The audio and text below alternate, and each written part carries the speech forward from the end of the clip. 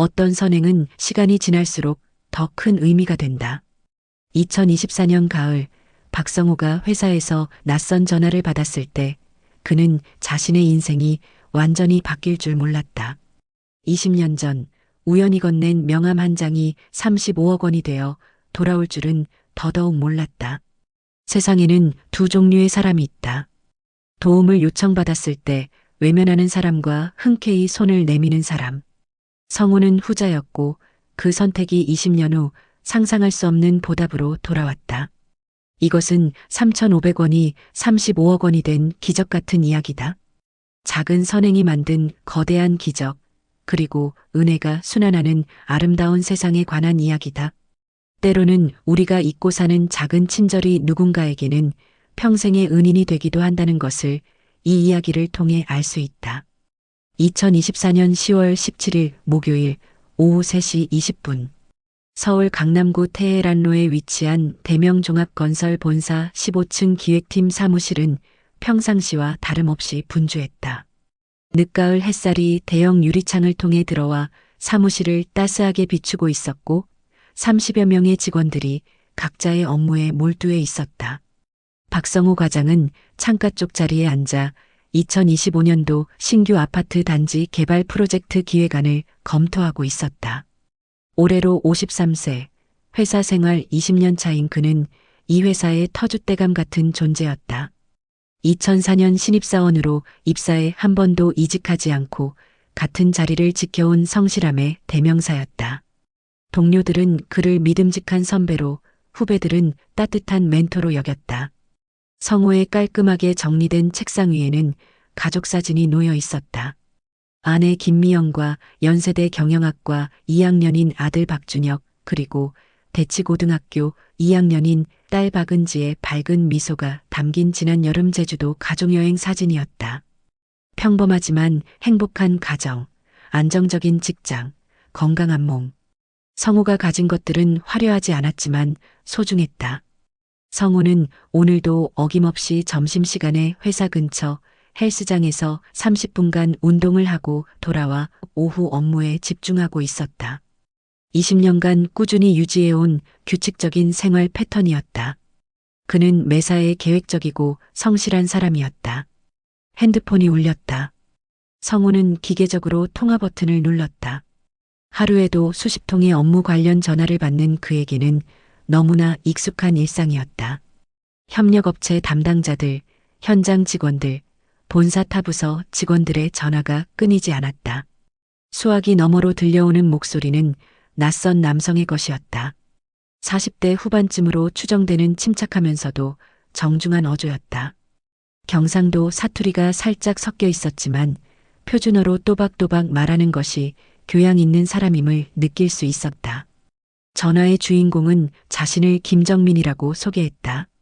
그리고는 아버지가 돌아가셨다며 장례식에 참석해달라고 부탁했다. 성호의 머릿속은 순간 혼란스러워졌다. 김정민이라는 이름도 그의 아버지도 전혀 기억나지 않았다. 혹시 업무상 알게 된 사람인가 싶어 기억을 더듬어 봤지만 아무리 생각해도 떠오르지 않았다. 김정민은 성호의 당황스러운 반응을 예상했다는 듯 차근차근 설명을 이어갔다. 아버지의 유품을 정리하던 중 오래된 가죽 수첩이 나왔다는 것이었다. 그 수첩에는 여러 사람들의 연락처가 적혀 있었는데 그 중에 성호의 명함이 가장 소중한 곳에 끼워져 있었다고 했다. 20년이 넘은 명함이었지만 놀랍도록 깨끗하게 보관되어 있었다고 김정민은 설명했다. 다른 종이들은 모두 세월의 흔적을 보이는데 그 명함만은 마치 어제 받은 것처럼 새 것 같았다고 했다. 아버지가 평소 얼마나 그 명함을 소중히 여겼는지 알 수 있었다고 덧붙였다. 성호는 20년 전을 떠올려 봤다. 2004년 당시 그는 33살의 젊은 직장인이었다. 신입사원 시절을 갓 벗어나 일에 대한 열정과 사회에 대한 희망으로 가득했던 시기였다. 당시 아직 주임급이었던 그는 매사에 적극적이었고 특히 어려운 처지에 있는 사람을 보면 지나치지 못하는 성격이었다.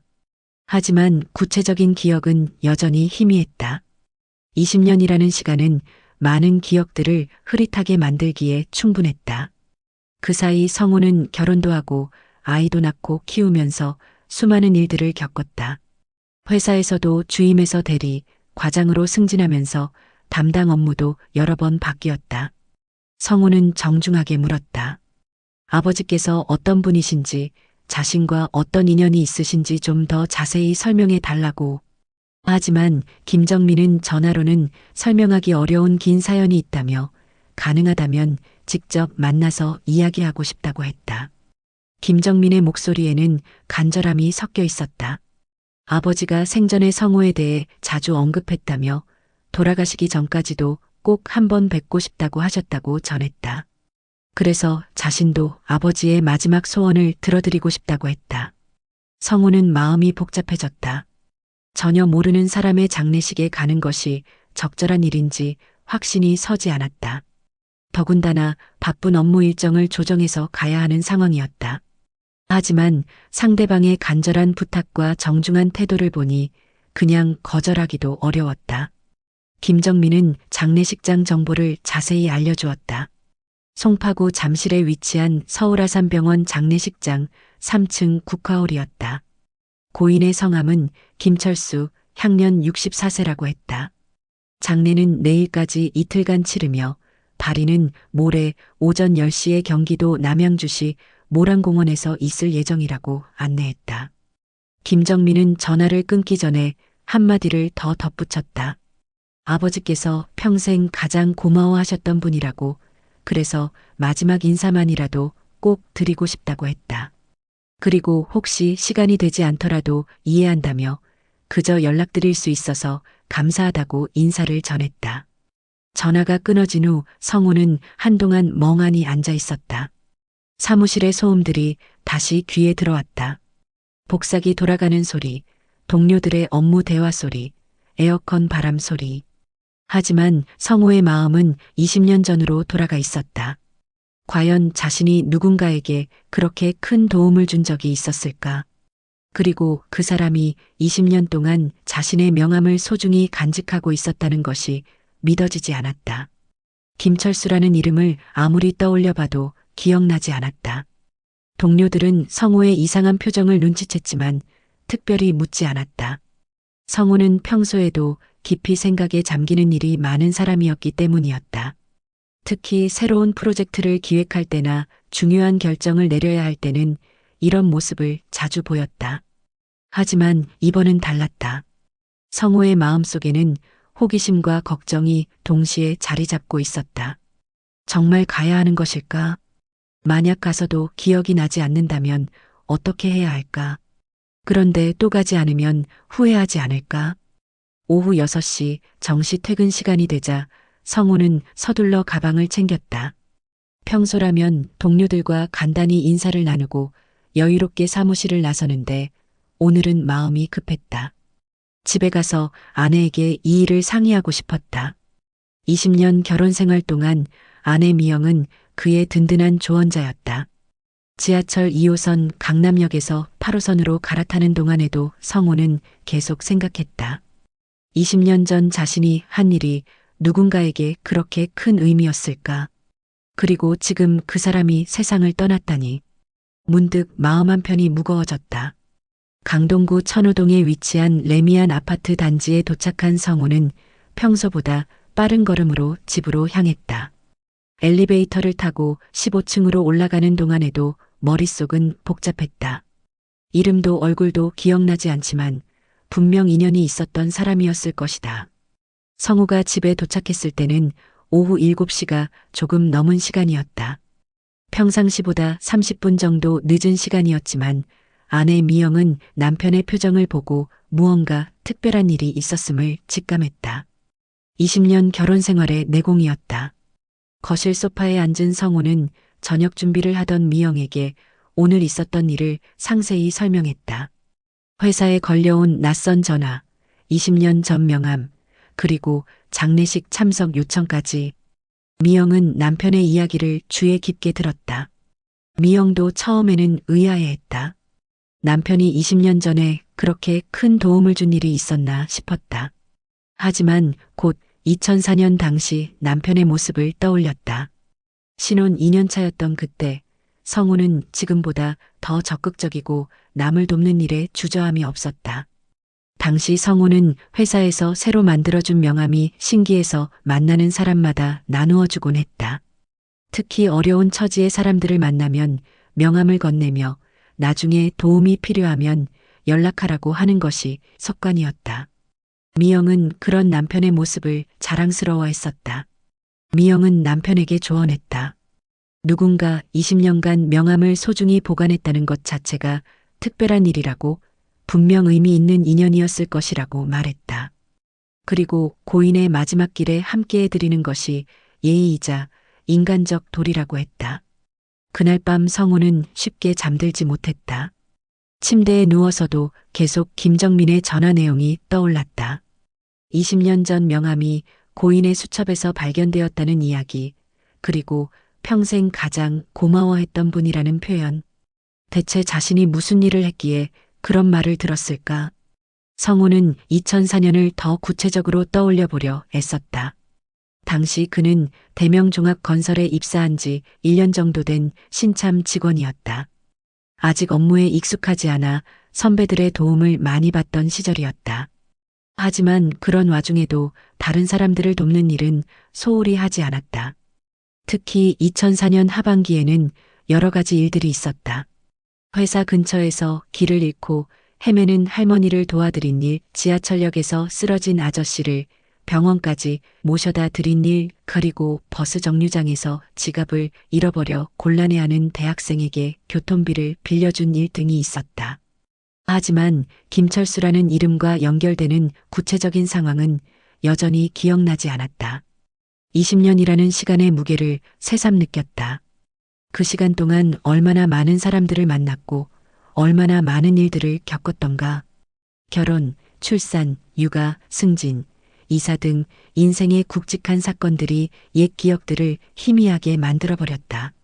다음 날 아침 출근길 지하철에서 성호는 아내의 조언을 되새겼다. 미영은 밤늦게까지 남편의 고민을 들어준 후 이렇게 말했었다. 기억나지 않더라도 상관없다고. 중요한 것은 20년 전 남편이 누군가에게 도움을 주었다는 사실이고 그 사람이 그 은혜를 잊지 않고 있었다는 것이라고 했다.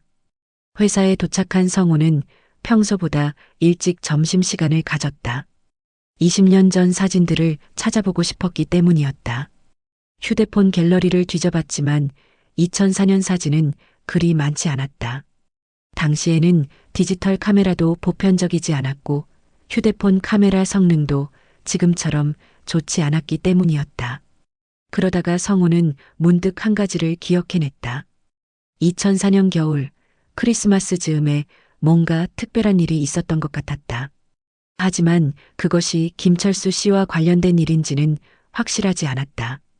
기억의 조각들이 어렴풋이 떠오를 뿐이었다. 오후에 성우는 김정민에게 전화를 걸었다.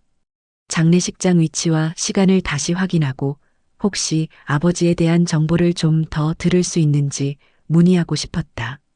김정민은 성우의 전화를 받고 매우 기뻐했다. 혹시 올 수 없다고 하는 것은 아닌지 걱정했었다고 했다. 김정민은 아버지에 대해 조금 더 이야기해 주었다. 고인 김철수는 1960년 경북 안동 출생으로 18세에 서울로 올라와 평생을 서울에서 살았다고 했다. 젊은 시절에는 여러 사업을 했지만 번번이 실패했고 나중에는 건설업에 종사하며 가족을 꾸려나갔다고 했다. 특히 2000년대 초반에는 정말 어려운 시기를 겪었다고 김정민이 설명했다. IMF 외환위기의 여파로 사업이 완전히 무너졌고 한때는 서울을 떠나 고향으로 내려가야 할 상황까지 갔다고 했다. 그때가 바로 2004년이었다. 김정민은 한 가지 더 중요한 사실을 알려주었다. 아버지가 생전에 종종 이런 말씀을 하셨다는 것이었다. 인생에서 가장 어려웠던 시기에 한 젊은 사람이 도움을 주었는데 그 덕분에 다시 일어설 수 있었다고. 그 사람의 명함을 평생 간직하고 있다고 하셨다는 것이었다. 성우는 김정민의 이야기를 들으며 마음이 뭉클해졌다. 자신이 기억하지 못하는 일이지만 누군가에게는 인생의 전환점이 되는 중요한 도움을 주었던 것 같았다. 그리고 그 사람이 20년 동안 그 은혜를 잊지 않고 있었다는 것에 깊은 감동을 받았다. 김정민은 장례 일정에 대해서도 자세히 설명해 주었다. 오늘 오후부터 내일까지 이틀간 빈소를 지키고 모레 오전 10시에 발인 예정이라고 했다. 성우가 언제든 편한 시간에 와도 된다고 했지만 가능하면 오늘 저녁이나 내일 오전에 와주기를 바란다고 했다. 전화를 끊은 후 성우는 깊은 생각에 잠겼다. 김철수라는 이름은 여전히 낯설었지만 2004년 어려운 시기에 도움을 주었다는 이야기는 왠지 친숙하게 느껴졌다. 혹시 그때 강남터미널에서 만난 그 사람이었을까? 문득 성우는 2004년 겨울의 한 장면이 떠올랐다. 회사 송년회가 끝나고 집으로 가던 길이었다. 강남터미널에서 버스를 기다리는데 한 가족이 곤란해하는 모습을 본 기억이 있었다. 중년 남성이 아내와 아이들과 함께 있으면서 뭔가 계산을 하고 있었다. 그 사람이 성우에게 다가와서 정중하게 부탁을 했었다.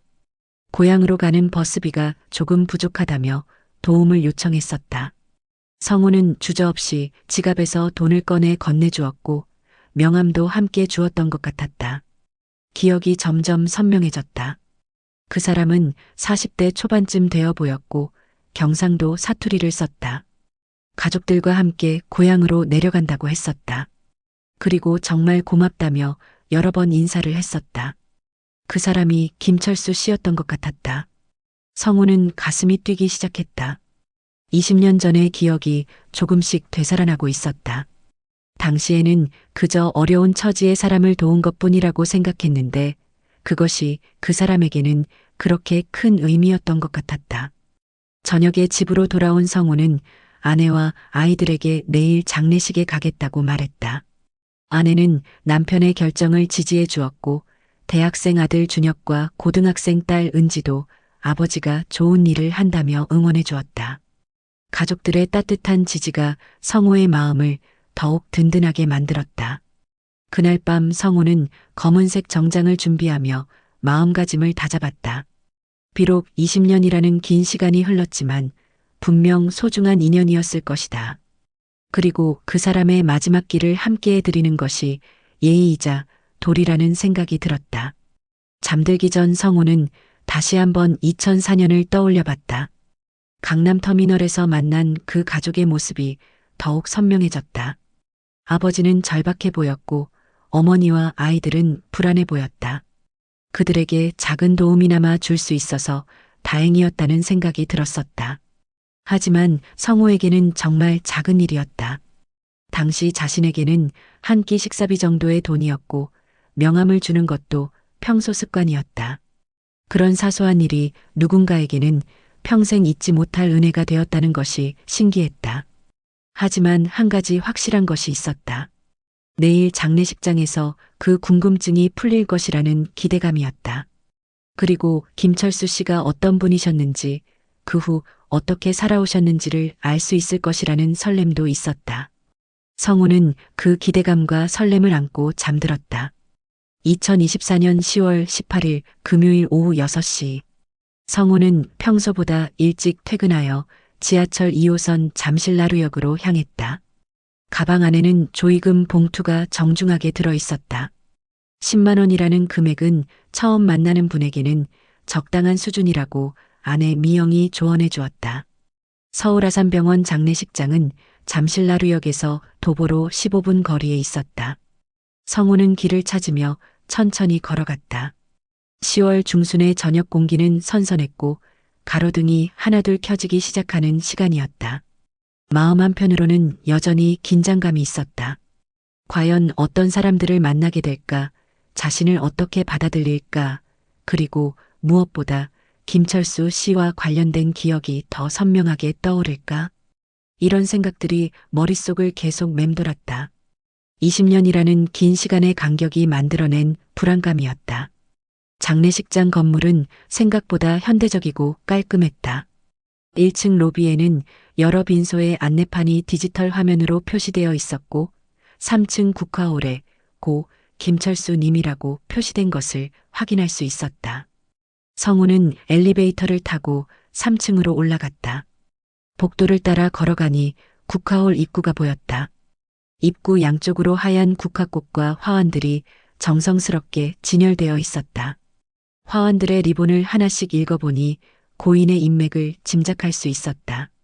대한건설 직원 1동, 천호삼동 주민센터, 사랑이교회 성도들, 안동 김씨 문중, 천호중학교 총동문회, 김정민 직장 동료들, 김정수, 사회복지사 동기들 등 다양한 곳에서 보낸 화환들이 고인의 넓은 인맥과 인덕을 말해주고 있었다. 특히 성우의 눈길을 끈 것은 가장 중앙에 위치한 대형 화환이었다. 평생 잊지 못할 은인을 그리워하며 마이너스 김철수 가족 일동이라고 적힌 화환이었다. 성우는 순간 가슴이 뭉클해졌다. 혹시 저 화환이 자신을 위한 것은 아닐까 하는 생각이 들었다. 빈소 입구에서 성우는 잠시 주춤했다. 정말 들어가도 되는 것일까? 아직도 김철수라는 이름이 완전히 기억나지 않는 상황에서 빈소에 들어가는 것이 적절한지 확신이 서지 않았다. 하지만 김정민의 간절한 부탁을 생각하며 용기를 냈다. 빈소 안으로 들어서자 성우는 잠시 숨을 멈췄다. 영정사진 속에 김철수 씨 얼굴을 본 순간 20년 전 기억이 조금 더 선명해졌다. 자상하고 온화한 미소를 지은 그의 모습에서 어딘가에서 본 듯한 친숙함을 느꼈다. 아마도 강남터미널에서 만났던 그 사람의 미소일 것이다. 영정사진 옆에는 고인의 양력이 적힌 현수막이 걸려 있었다. 1960년 경북 안동 출생, 1978년 상경, 대한건설 근무 18년, 이남, 향년 64세라는 간략한 소개였지만 평범한 서민의 삶을 성실히 살아온 분임을 알 수 있었다. 상복을 입은 40대 후반 남성이 성우를 발견하고 급히 다가왔다. 김정민이었다. 전화로만 들었던 목소리와 달리 실제로 보니 건장한 체격에 성실해 보이는 인상을 가진 사람이었다. 그의 얼굴에는 아버지를 떠나보낸 슬픔과 함께 성우를 만난 기쁨이 동시에 어려 있었다. 김정민은 성우를 보자마자 깊숙이 인사를 했다. 그리고는 바로 가족들에게 소개하기 시작했다. 고인의 부인인 이순자 여사, 차남 김정수와 그의 가족들, 그리고 김정민의 가족들까지 총 3대에 걸친 10여 명의 가족들이 모두 성우를 따뜻하게 맞아주었다. 특히 고인의 부인 이순자 여사의 반응이 인상적이었다. 69세의 정정한 모습의 할머니였는데 성우를 보자마자 두 손으로 성우의 손을 잡고 한참을 말없이 바라보았다. 그 눈빛에는 깊은 감사의 마음이 담겨 있었다. 이순자 여사는 떨리는 목소리로 성우에게 말했다. 남편이 생전에 성우에 대해 얼마나 자주 이야기했는지, 그래서 성우의 얼굴을 상상으로나마 그려왔다고 했다. 실제로 만나보니 남편이 묘사했던 것처럼 선하고 따뜻한 인상을 가진 분이라며 반가워했다. 차남 김정수는 반가운 표정으로 성우에게 인사했다. 서울시 사회복지공단에서 근무하는 사회복지사라고 자신을 소개하면서 아버지께서 늘 말씀하신 그분을 드디어 만나게 되어 영광이라고 말했다. 김정민의 부인 박미경도 성우를 각별히 대했다. 시아버지가 생전에 성우에 대한 이야기를 워낙 많이 하셔서 마치 오래전부터 알고 지낸 분 같다며 이렇게 만나 뵙게 되어 정말 기쁘다고 인사를 전했다. 성우는 영정사진 앞에 무릎을 꿇고 깊게 절을 올렸다. 비록 구체적인 기억은 아직 희미하지만 분명 소중한 인연이었을 것이라는 생각으로 정성을 다해 절을 드렸다. 그 순간 마음 한편에서 따뜻하면서도 뭉클한 감정이 올라왔다. 절을 마치고 일어서는 성우를 김정민이 상석 근처로 안내했다. 성우는 처음 온 사람이 그런 자리에 앉는 것은 부담스럽다며 정중히 사양했다. 하지만 김정민은 아버지가 평생 가장 고마워했던 분이라며 당연한 자리라고 고집했다. 이순자 여사도 성우의 손을 이끌며 상석으로 안내했다.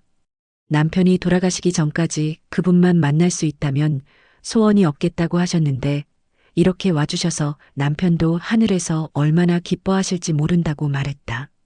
결국 성호는 가족들의 성의를 받아들여 상석 근처에 자리를 잡았다.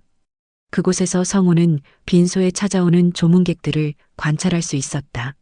생각보다 많은 사람들이 김철수 씨의 마지막 길을 배웅하러 왔다. 오후 7시경부터 본격적으로 조문객들이 몰려들기 시작했다. 대한건설에서 온 동료들이 가장 먼저 눈에 띄었다. 20여 명의 직원들이 단체로 와서 고인에게 절을 올리고 유가족들을 위로했다. 대한건설 현장 소장인 이만수 부장은 성호에게 김철수 씨에 대한 이야기를 들려주었다. 김철수 씨는 회사에서 가장 신뢰받는 현장 관리자 중 한 명이었다고 했다.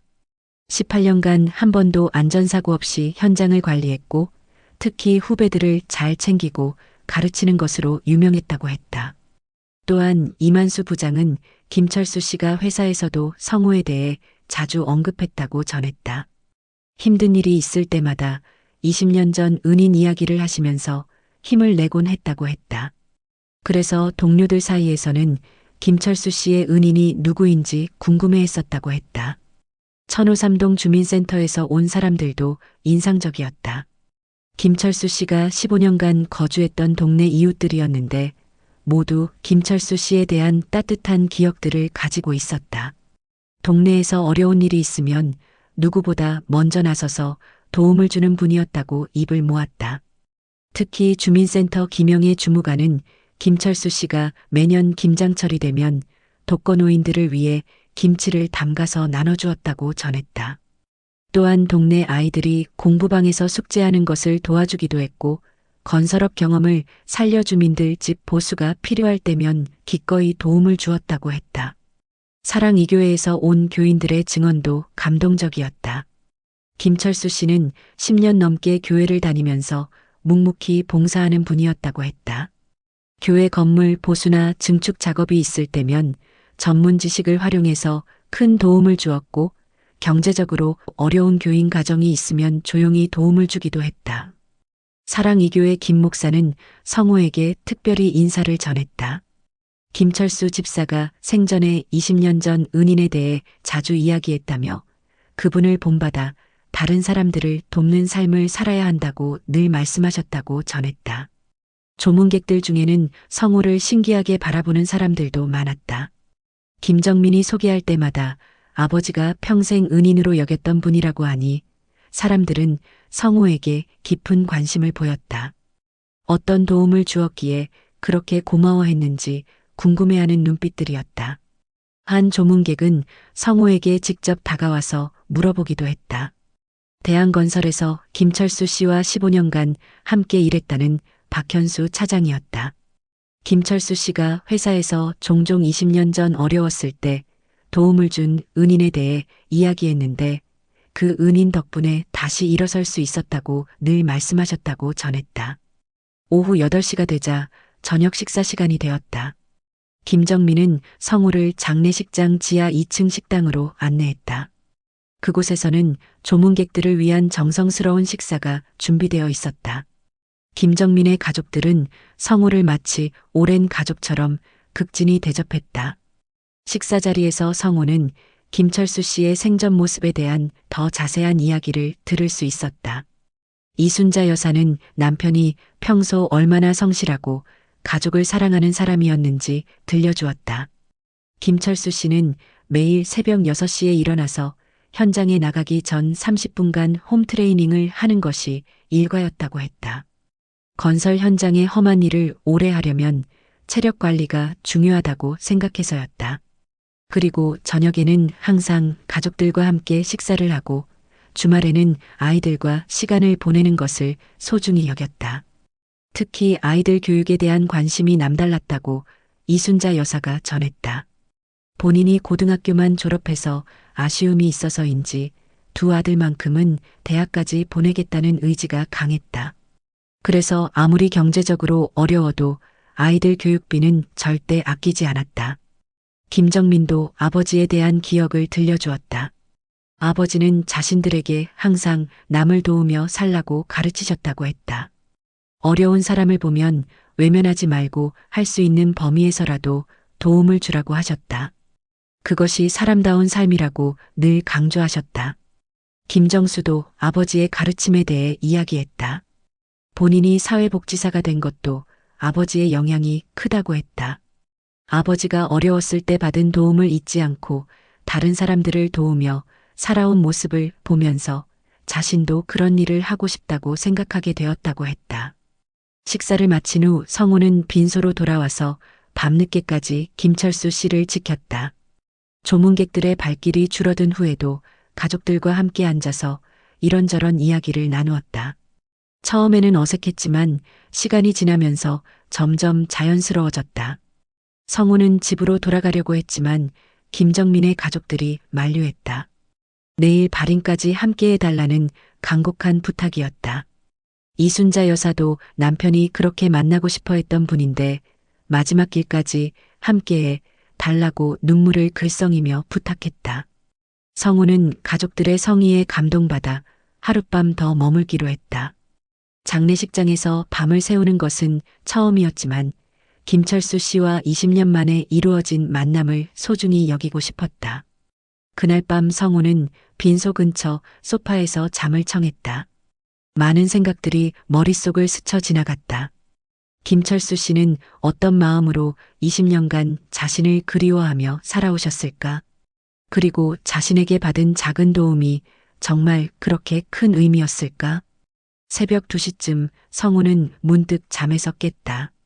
빈소는 고요했고 영정사진 속 김철수 씨의 온화한 미소가 조명을 받아 따뜻하게 빛나고 있었다.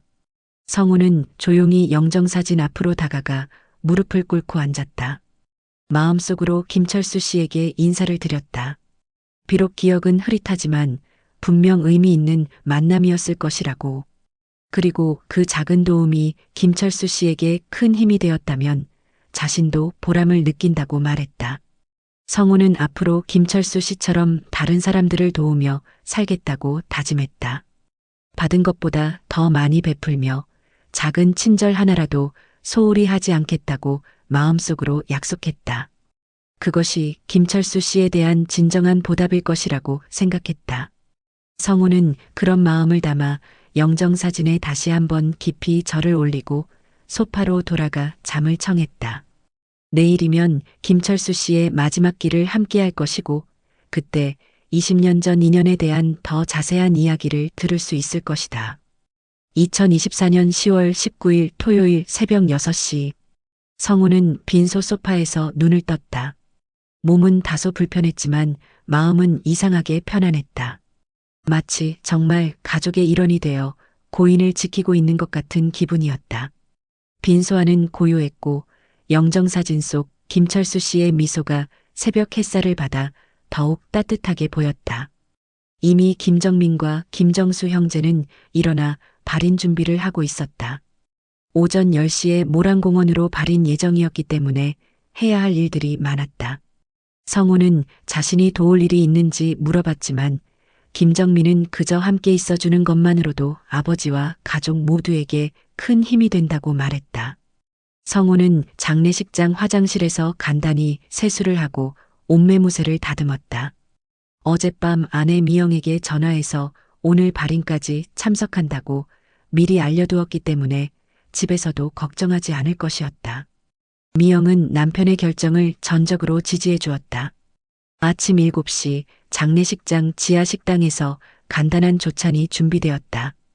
이순자 여사는 성우를 위해 특별히 따뜻한 미역국을 챙겨주었다. 마치 친아들을 챙기는 어머니의 마음 같았다. 성우는 그 따뜻한 배려에 깊이 감동했다.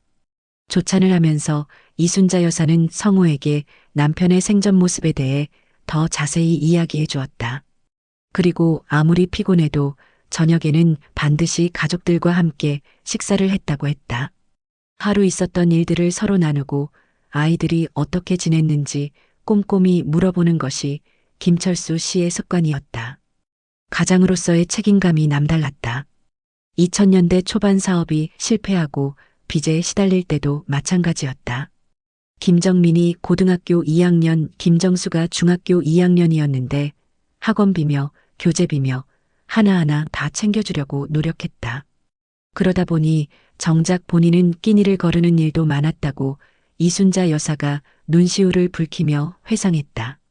아침 8시 30분이 되자 조문객들이 다시 모여들기 시작했다. 발인을 위해 일찍 온 사람들이었다. 대한건설 동료들, 천호동 이웃들, 사랑의교회 교인들, 그리고 안동에서 올라온 친척들까지 총 60여 명의 사람들이 김철수 씨의 마지막 길을 배웅하기 위해 모였다. 특히 안동에서 온 친척들은 성호에게 각별한 관심을 보였다. 김철수의 형인 김철호 어르신 71세은 성호의 손을 잡고 한참을 말없이 바라보았다. 그리고는 동생이 서울에서 그렇게 고마워하던 분이라며 김씨 가문을 대신해서 깊이 감사하다고 정중하게 인사를 전했다. 김철호 어르신은 성호에게 동생의 젊은 시절 이야기를 들려주었다. 김철수는 6남매 중에서 가장 의지가 강하고 책임감이 컸다고 했다. 집안이 워낙 어려웠지만 절대 포기하지 않고 서울로 올라가서 성공하겠다고 다짐했었다고 했다. 1978년 18세의 나이로 서울에 올라온 김철수는 처음에는 구로공단의 작은 공장에서 일했다. 낮에는 공장에서 일하고 밤에는 야간 고등학교를 다녔다. 그리고 1980년대부터는 건설 현장에서 일하기 시작했다. 성실하고 꼼꼼한 성격 덕분에 현장에서 인정받는 기술자가 되었다. 그런데 2000년대 초반 IMF 여파로 사업이 실패하고 빚더미에 앉게 되었을 때는 정말 많이 힘들어했다고 김철호 어르신이 회상했다. 한때는 동생더러 고향으로 내려와서 농사를 짓자고 제안하기도 했지만 김철수는 서울에서 다시 한번 기회를 잡고 싶다고 했었다.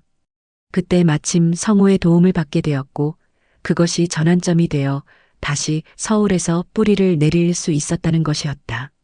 김철호 어르신은 성호 덕분에 동생이 끝까지 꿈을 포기하지 않을 수 있었다며 형으로서도 진심으로 고맙다고 인사를 전했다. 안동에서 온 다른 친척들도 마찬가지였다. 김철수의 사촌형인 김철호 씨는 성호에게 20년 전 그 도움이 없었다면 철수가 고향으로 내려와서 평생 한을 품고 살았을 것이라고 말했다. 서울에서 다시 성공할 수 있게 해준 것은 정말 큰 은혜라고 강조했다. 오전 9시 30분 드디어 발인 준비가 시작되었다. 김정민은 성호에게 특별한 부탁을 했다. 발인 때 영정사진을 받들어 달라는 것이었다. 성호는 자신이 그럴 자격이 있는지 망설였다. 가족도 아닌 사람이 그런 중요한 역할을 맡아도 되는 것일까? 하지만 김정민은 아버지가 평생 가장 고마워하셨던 분이라며 당연한 일이라고 했다. 이순자 여사도 성호의 손을 잡고 간곡히 부탁했다. 남편이 그렇게 만나고 싶어 했던 분이 영정사진을 받들어 주신다면 남편도 하늘에서 얼마나 기뻐하실지 모른다고 말했다. 김정수도 형의 말에 동의했다. 아버지께서 생전에 가장 존경하고 감사해 하시던 분이라며 가족들로서도 당연히 그렇게 해드리고 싶다고 말했다. 안동에서 온 친척들도 모두 찬성하는 분위기였다. 결국 성호는 떨리는 마음으로 김철수 씨의 영정사진을 받들어 안았다. 사진 속 김철수 씨의 온화한 미소가 더욱 선명하게 느껴졌다. 왠지 그 미소가 자신에게 고마움을 표현하는 것 같기도 하고 마지막 부탁을 하는 것 같기도 했다. 성호가 영정사진을 받드는 순간 빈소 안에 있던 모든 사람들이 숙연해졌다. 가족들은 물론이고 조문객들까지 모두 감동적인 표정으로 그 모습을 지켜봤다.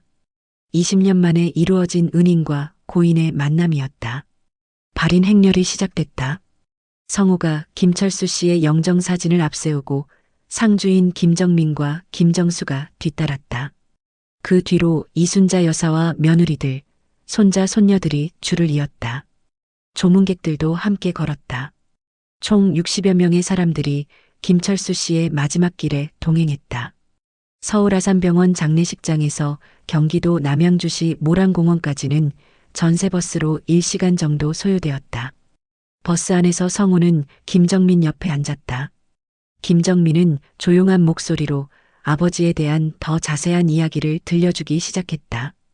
김철수가 2004년 12월 안동으로 내려간 후 어떻게 지냈는지에 대한 이야기였다. 안동에 도착한 김철수는 형이 운영하는 작은 건설업체에 취직했다. 20년간 서울에서 쌓은 기술과 경험 덕분에 어렵지 않게 일자리를 구할 수 있었다. 하지만 마음은 편하지 않았다고 김정민이 전했다. 서울에서 실패한 것에 대한 자책감도 있었고 무엇보다 아이들 교육 문제가 걱정이었다. 안동의 교육 여건이 서울만큼 좋지 않다는 것을 알고 있었기 때문이었다. 그래서 김철수는 밤낮으로 일했다.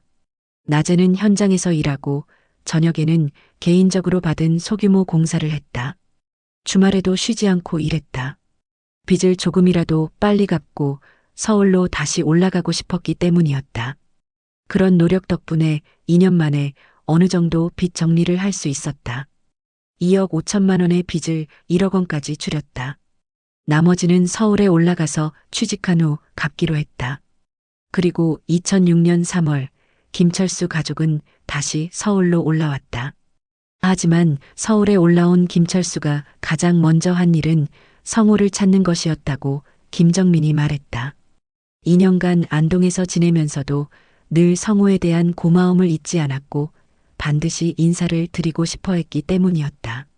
김철수는 명함에 적힌 대명종합건설 전화번호로 연락했다. 하지만 성호의 개인 연락처나 소속 부서 정보는 개인정보 보호 정책상 알려줄 수 없다는 답변만 들었다. 당시 대명종합건설은 직원이 500명이 넘는 큰 회사였고 박성우라는 이름도 흔한 이름이어서 찾기가 쉽지 않았다. 김철수는 포기하지 않고 대명종합건설 본사를 직접 찾아가 보기도 했다. 1층 안내데스크에서 박성우라는 직원을 만나고 싶다고 했지만 역시 개인정보 보호 때문에 만날 수 없다는 답변만 들었다. 20년 전 명함을 보여주며 사정을 설명해 봤지만 소용없었다. 그래서 김철수는 직접 만날 수는 없었지만 마음속으로는 늘 성호에게 고마워했다고 김정민이 전했다.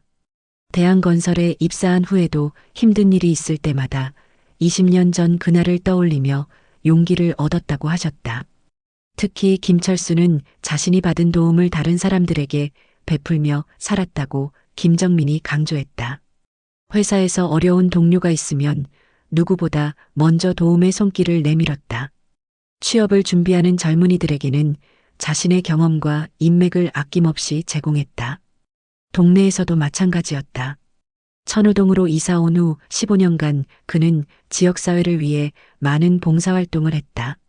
독거노인들을 위한 김장 담그기, 아이들을 위한 학습지도, 어려운 가정을 위한 집 수리 봉사 등을 꾸준히 했다.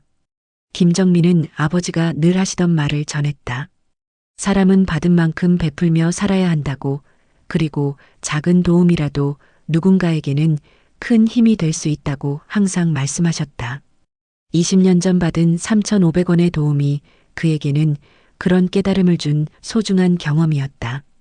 그래서 김정민 형제들도 자연스럽게 남을 돕는 일에 관심을 갖게 되었다고 했다. 김정수가 사회복지사가 된 것도, 김정민이 회사에서 후배들을 잘 챙기는 것도 모두 아버지의 영향이었다. 모란공원에 도착한 일행은 김철수 씨가 영면할 묘지로 향했다. 10월 중순의 가을 햇살이 따스하게 내리쬐는 언덕 위의 조용한 곳이었다. 주변에는 단풍이 곱게 물든 나무들이 있어서 평화로운 분위기를 자아냈다. 성우는 영정사진을 들고 묘지까지 천천히 걸었다. 발걸음 하나하나가 무겁고도 의미 있게 느껴졌다. 20년 전 강남터미널에서 시작된 인연이 이렇게 마무리되는 것이 신기하기도 하고 아쉽기도 했다. 장례의식이 진행되는 동안 성호는 계속 김철수 씨를 생각했다. 18세의 나이로 안동에서 서울로 올라와 평생을 성실하게 살아온 분. 사업 실패와 경제적 어려움을 겪으면서도 포기하지 않고 다시 일어선 분. 그리고 받은 은혜를 잊지 않고 평생 다른 사람들에게 베풀며 살아온 분. 드디어 김철수 씨가 땅에 묻혔다. 흙이 관 위로 떨어지는 소리가 마음을 무겁게 만들었다. 성호도 다른 사람들과 함께 마지막 흙을 한 삽뜨고 깊이 묵념했다.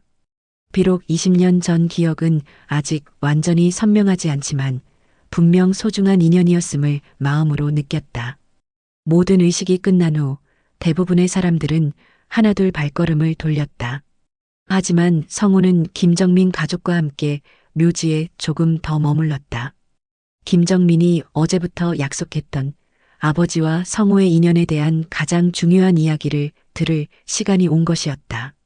모란공원 내 휴게소에서 김정민은 아버지의 유품 가방을 조심스럽게 열었다. 그 안에서 20년 넘게 간직해온 소중한 것을 꺼내려고 했다. 드디어 2004년 12월 23일 그날의 진실이 온전히 밝혀질 순간이었다. 2024년 10월 19일 오후 2시 모란공원 내 추모관 휴게소. 장례를 마친 후 조용해진 공간에서 김정민과 성호 그리고 가족들이 둘러앉았다. 가을 햇살이 창문으로 들어와 테이블을 따스하게 비추고 있었다. 드디어 20년 전 그날의 완전한 진실을 들을 시간이 온 것이었다.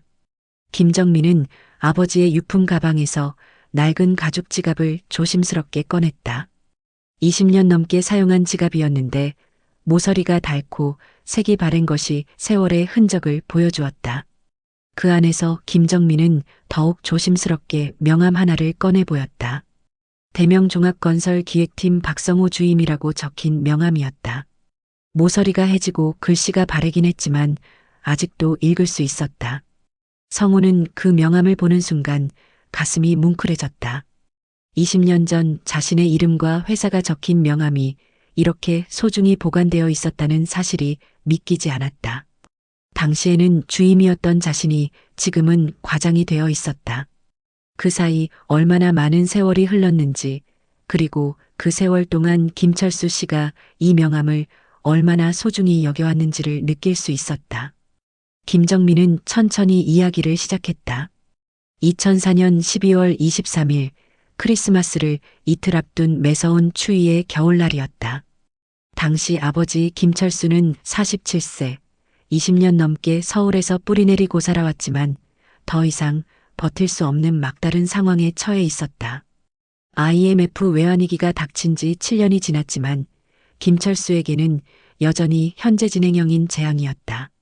1992년부터 운영해오던 작은 건설업체는 2000년에 완전히 문을 닫았고 개인 보증을 선 대출금만 2억 5천만 원에 달했다. 당시로서는 감당하기 어려운 천문학적인 빚이었다. 2001년부터 2004년까지 4년간 김철수는 온갖 일을 하며 빚을 갚으려 노력했다. 건설 현장에서 막노동도 하고 택시 운전도 하고 야간 경비일도 했다. 하루에 15시간씩 일해도 이자조차 제대로 갚기 어려웠다. 원금은 줄어들기는커녕 복리로 불어나고 있었다. 가족들의 상황은 더욱 참혹했다. 당시 김정민은 설릉고등학교 2학년, 김정수는 천호중학교 2학년이었다. 두 아들 모두 공부를 잘하는 편이었지만 학원은커녕 참고서 한 권 제대로 사주기 어려운 형편이었다. 부인 이순자는 마트에서 파트타임으로 일했지만 한 달에 60만 원 남짓한 수입으로는 생활비에도 부족했다. 그해 12월 김철수는 마침내 결단을 내렸다. 서울을 떠나 고향 안동으로 내려가는 것이었다. 더 이상 서울에서 버티는 것은 가족 전체를 파멸로 이끄는 일이라고 판단했다. 안동에 있는 형 김철호가 작은 건설업체를 운영하고 있어서 그곳에서 일자리를 구할 수 있을 것 같았다. 12월 20일부터 이사 준비를 시작했다. 20년간 모은 가재도구들을 하나씩 정리하는 것은 마음 아픈 일이었다. 냉장고, 세탁기, TV 등 큰 가전제품들은 모두 팔았다. 이삿짐은 최소한으로 줄였다.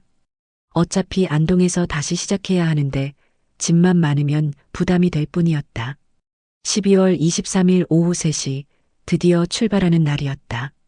김철수 가족 4명은 마지막 짐을 챙기고 천호동 집을 나섰다.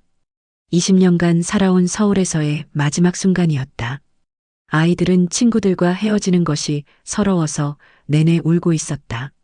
지하철 8호선을 타고 잠시역에서 2호선으로 갈아탄 후 강남역에서 내렸다.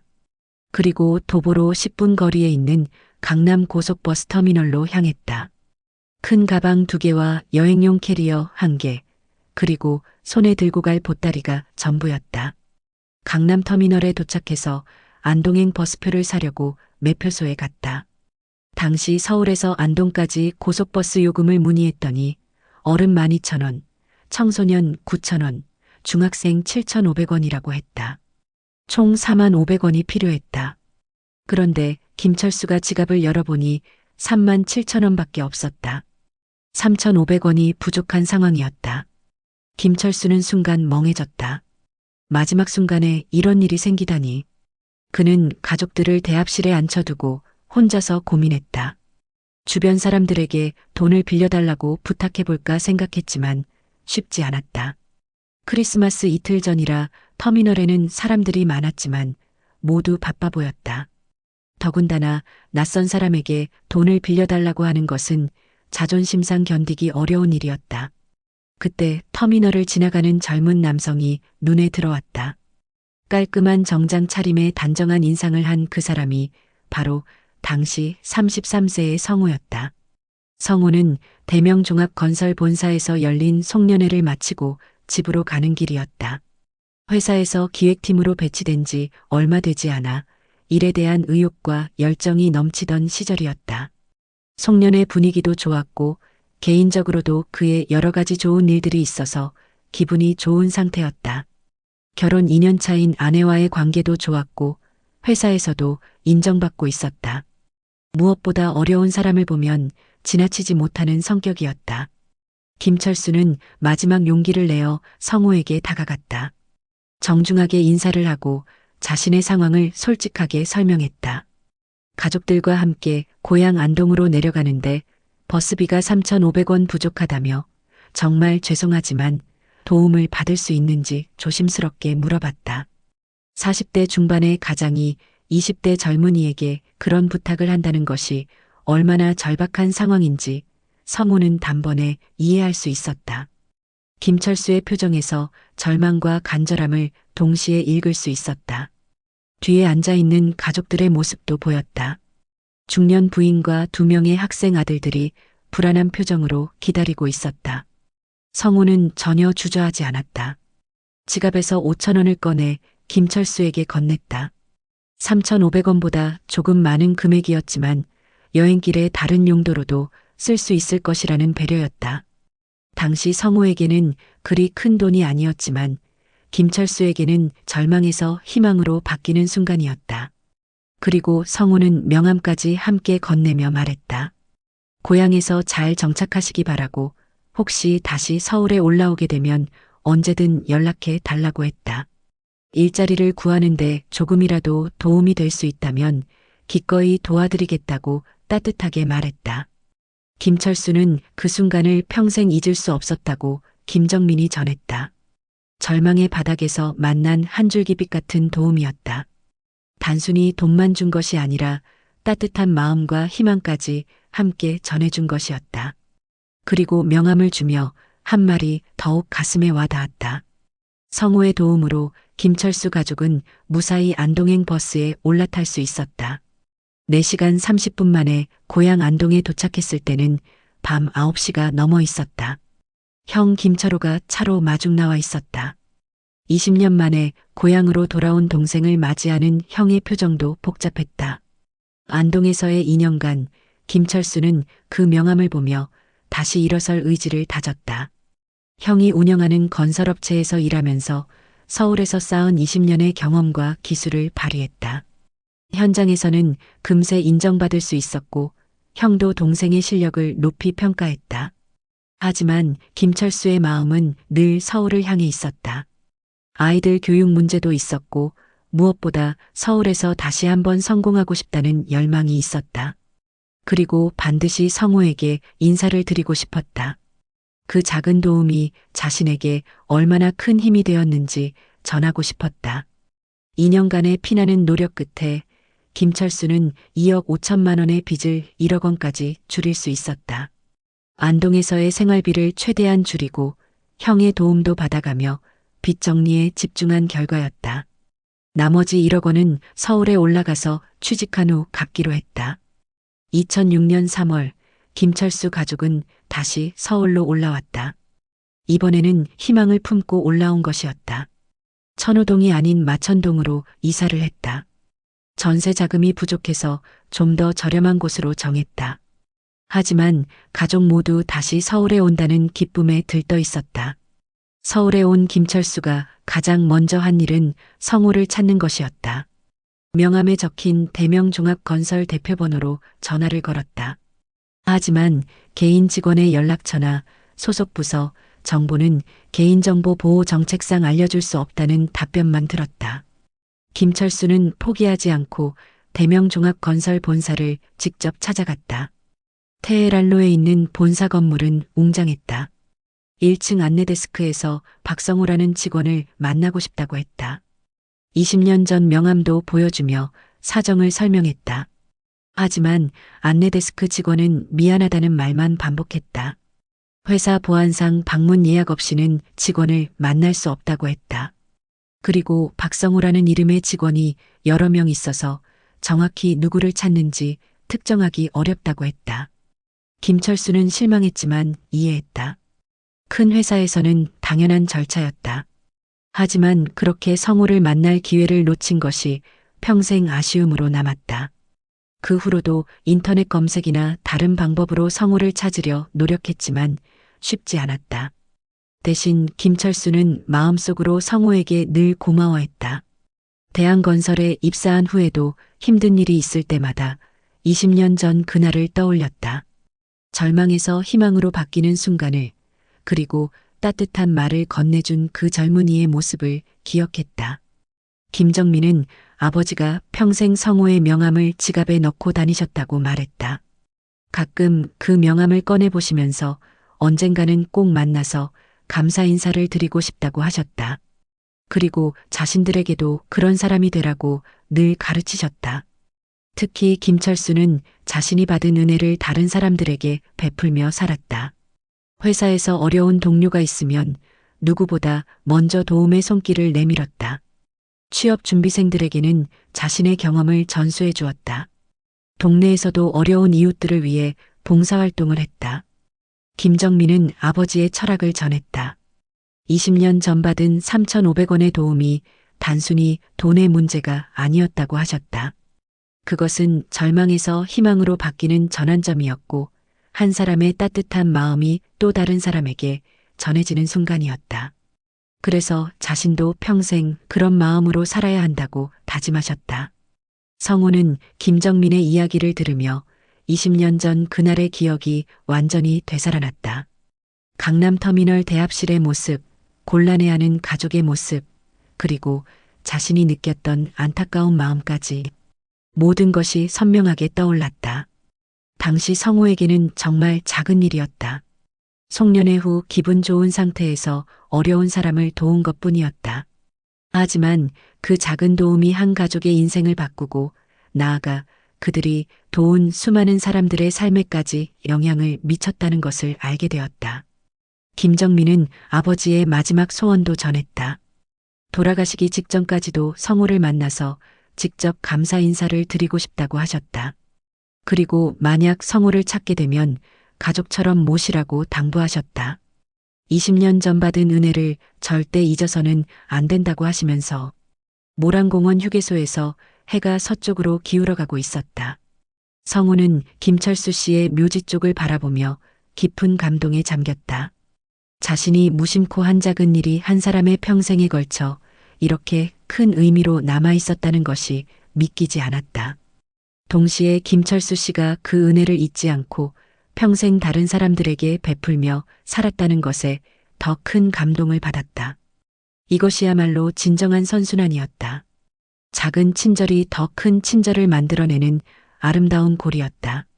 성호는 마음속으로 김철수 씨에게 말했다. 이제야 그날의 의미를 완전히 이해하게 되었다고, 그리고 김철수 씨가 보여주신 것처럼 자신도 받은 것보다 더 많이 베풀며 살겠다고 약속했다. 2024년 10월 19일 오후 4시 모란공원 휴게소에서의 대화가 마무리되자 김정민은 성우에게 또 다른 제안을 했다. 아버지의 마지막 소원이 하나 더 있다는 것이었다. 만약 성우를 찾게 되면 단순히 감사 인사만 드리는 것이 아니라 진짜 가족처럼 대접하라고 하셨다는 것이었다. 그래서 오늘 저녁은 꼭 함께 식사를 하고 싶다고 김정민이 간곡히 부탁했다. 성우는 이미 이틀 동안 충분히 신세를 졌다며 정중히 사양했다. 하지만 김정민과 가족들의 간절한 부탁을 뿌리치기 어려웠다.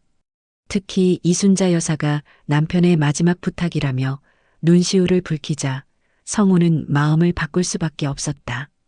김정민 가족은 성우를 마천동에 있는 자신들의 집으로 모셨다. 지하철 5호선과 8호선을 갈아타고 마천역에서 내린 후 도보로 10분 거리에 있는 아파트 단지였다. 1990년대에 지어진 오래된 아파트였지만 단지 관리가 잘 되어 있어서 깔끔한 느낌이었다. 아파트 단지 입구에서부터 김철수 씨가 살았던 흔적들을 볼 수 있었다. 경비실 아저씨가 성우를 반갑게 맞아주었다. 김철수 씨가 생전에 성우에 대해 자주 이야기했다며 드디어 그분을 만나 뵙게 되어 반갑다고 했다. 아파트 주민들 사이에서도 김철수 씨의 은인 이야기는 꽤 유명했던 모양이었다. 엘리베이터를 타고 12층에 올라가 1202호에 도착했다. 현관문을 열자 따뜻한 집 냄새가 났다. 25평 정도의 아담한 아파트였지만 깔끔하게 정리되어 있었다.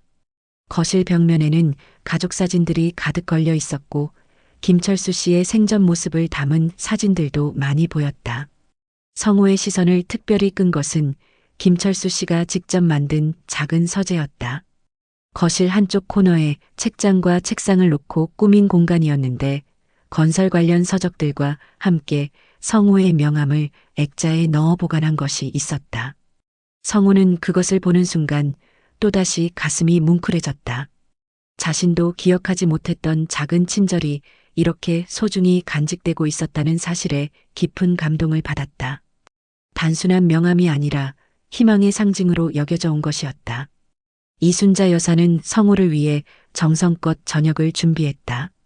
김치찌개와 제육볶음 그리고 여러 가지 밑반찬들이 식탁에 올라왔다.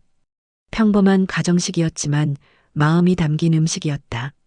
성우는 그 따뜻함에 마음이 따뜻해졌다. 식사를 하면서 김정민은 아버지의 생전 모습들을 더 자세히 들려주었다. 김철수 씨는 2006년 서울로 다시 올라온 후 대한건설에서 18년간 일했다. 현장 관리자로서 한 번도 안전사고 없이 여러 프로젝트를 성공적으로 완료했다. 동료들과 후배들 사이에서도 존경받는 선배였다. 특히 김철수 씨는 자신이 받은 도움을 다른 사람들에게 베풀며 살았다고 김정민이 강조했다. 회사에서 어려운 동료가 있으면 누구보다 먼저 도움의 손길을 내밀었다. 취업을 준비하는 젊은이들에게는 자신의 경험과 인맥을 활용해서 일자리를 구하는 데 도움을 주었다. 대한건설에서 함께 일했던 박현수 차장은 김철수 씨에 대해 이렇게 말했다고 김정민이 전했다. 김철수 씨만큼 후배들을 잘 챙기는 선배는 없었다고.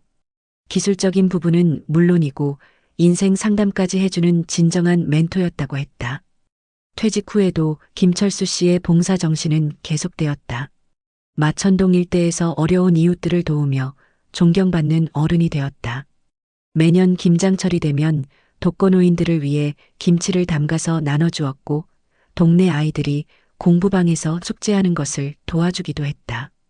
또한 건설업 경험을 살려 주민들 집에 보수가 필요할 때면 기꺼이 도움을 주었다. 화장실 타일 교체, 벽지 도배, 작은 누수 수리 등 전문 업체를 부르기에는 부담스러운 일들을 무료로 도와주었다.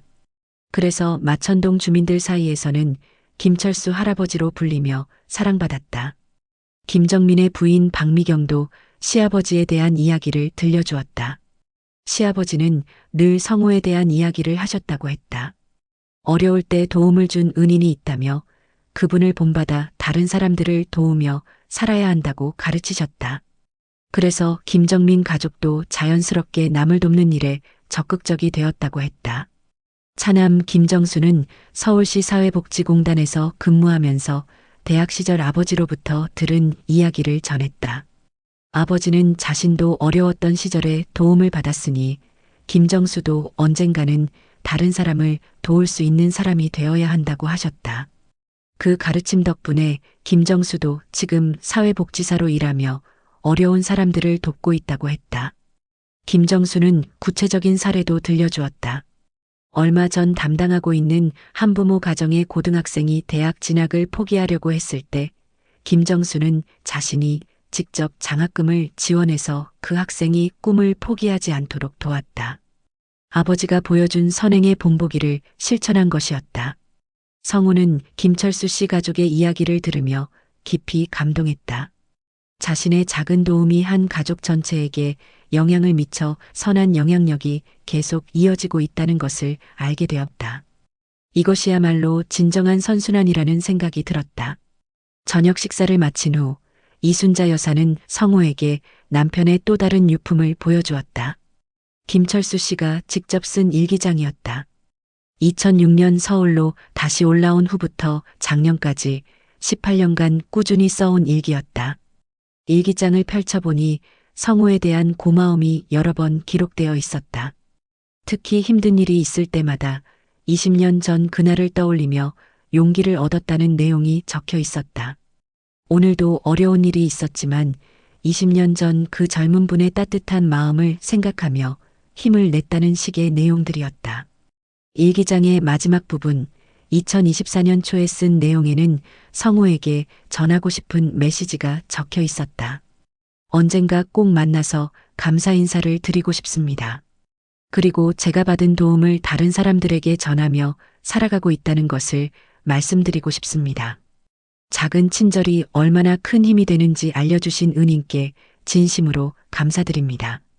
성우는 그 글을 읽고 눈시울이 뜨거워졌다. 자신이 무심코 한 작은 일이 한 사람의 평생에 걸쳐 이렇게 큰 의미로 남아 있었다는 것이 믿기지 않았다. 동시에 김철수 씨가 그 은혜를 잊지 않고 다른 사람들에게 베풀며 살았다는 것에 더 큰 감동을 받았다.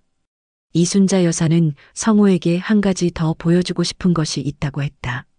남편이 평소 성우를 위해 준비해둔 것이 있다고 했다. 그것은 김철수 씨가 직접 쓴 편지였다. 만약 성우를 만나게 되면 전해드리라고 부탁했던 편지였다. 편지 봉투에는 평생의 은인 박성호님께라고 정성스럽게 적혀 있었다. 성우는 떨리는 마음으로 편지를 열어보았다. 정성스러운 손글씨로 쓰인 편지 내용은 다음과 같았다. 존경하는 박성호님께 20년이라는 긴 세월이 흘렀지만 저는 한순간도 님의 은혜를 잊은 적이 없습니다. 2004년 12월 23일 강남터미널에서 절망에 빠진 저희 가족에게 베풀어 주신 따뜻한 마음을 평생 가슴에 새기고 살았습니다. 님께서 건네주신 5,000원과 명함은 단순한 돈과 종이가 아니었습니다. 그것은 희망이었고 다시 일어설 수 있는 용기였습니다. 그리고 다른 사람을 도우며 살아야 한다는 인생의 교훈이었습니다. 저는 님의 도움 덕분에 안동에서 2년간 힘을 기르고 다시 서울로 올라와 성공할 수 있었습니다. 그리고 그 후 18년간 님께 받은 은혜를 잊지 않고 다른 사람들을 도우며 살려고 노력했습니다. 제가 도운 사람들에게는 항상 이런 이야기를 해주었습니다. 저도 어려울 때 한 분의 도움을 받았고 그 도움이 제 인생을 바꾸었다고. 그래서 받은 것을 다시 베푸는 것이 사람의 도리라고 말입니다. 님을 직접 만나서 이 말씀을 드리고 싶었지만 끝내 찾지 못했습니다. 하지만 언젠가는 반드시 만날 수 있을 것이라는 희망을 포기하지 않았습니다. 이 편지를 읽고 계신다면 그 희망이 이루어진 것입니다. 님께 드리고 싶은 말이 너무나 많지만 지면 관계상 간단히 정리하겠습니다. 첫째, 진심으로 감사드립니다. 둘째, 님 덕분에 저는 더 나은 사람이 될 수 있었습니다. 셋째, 제가 받은 은혜를 다른 사람들에게 전하며 살았습니다. 마지막으로 이 세상에는 님처럼 따뜻한 마음을 가진 분들이 많다는 것을 믿습니다. 그리고 그런 작은 친절들이 모여서 세상을 더 따뜻하게 만든다고 믿습니다. 님은 제게 그것을 가르쳐 주신 선생님입니다. 다시 한번 깊이 감사드리며 님의 앞날에 항상 행복과 건강이 함께하기를 진심으로 기원합니다. 김철수 올림. 성우는 편지를 다 읽고 한참 동안 말을 하지 못했다. 김철수 씨의 진심이 고스란히 전해져 와서 가슴이 벅찼다. 자신이 한 작은 일이 이렇게 큰 의미로 받아들여졌다는 것이 놀라웠고, 동시에 그 은혜를 평생 잊지 않고 다른 사람들에게 전하며 살아온 김철수 씨의 마음이 감동적이었다. 이순자 여사는 성우의 모습을 지켜보며 눈물을 흘렸다. 남편이 그렇게 만나고 싶어 했던 분이 이렇게 편지를 읽어주고 계시는 모습이 감동적이었다. 마치 남편이 직접 성우에게 인사를 드리는 것 같은 기분이었다. 밤 10시가 되어서야 성우는 김정민 집을 떠날 수 있었다. 가족들은 성우를 마천역까지 배웅해 주었다.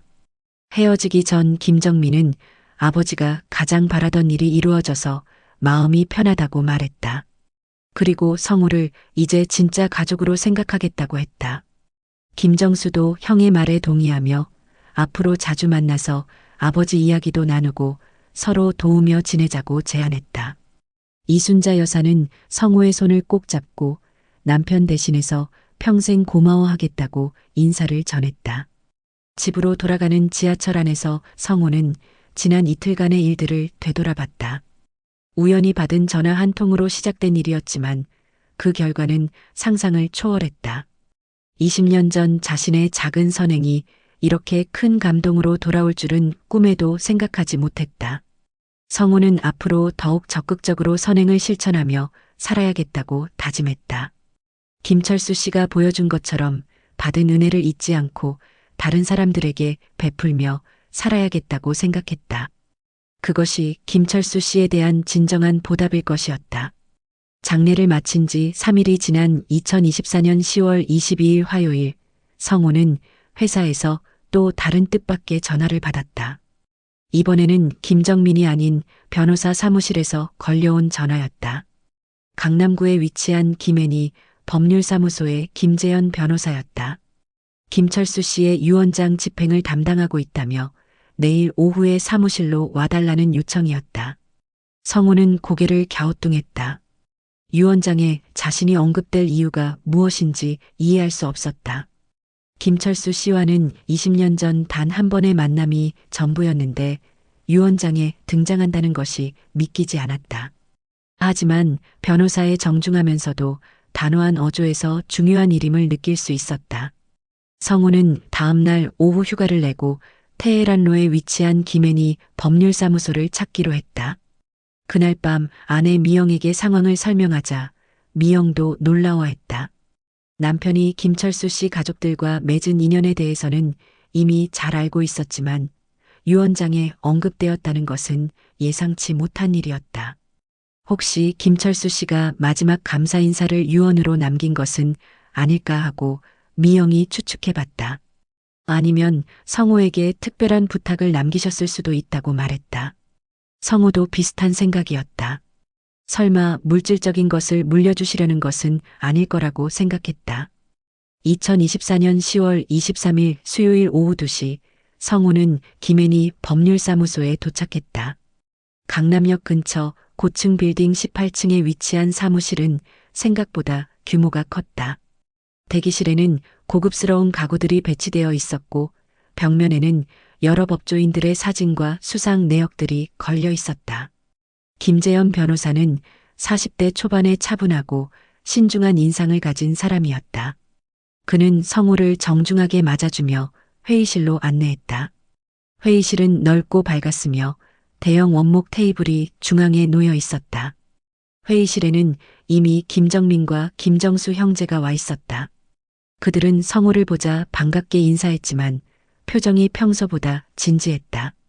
무언가 중대한 발표가 있을 것임을 직감할 수 있었다.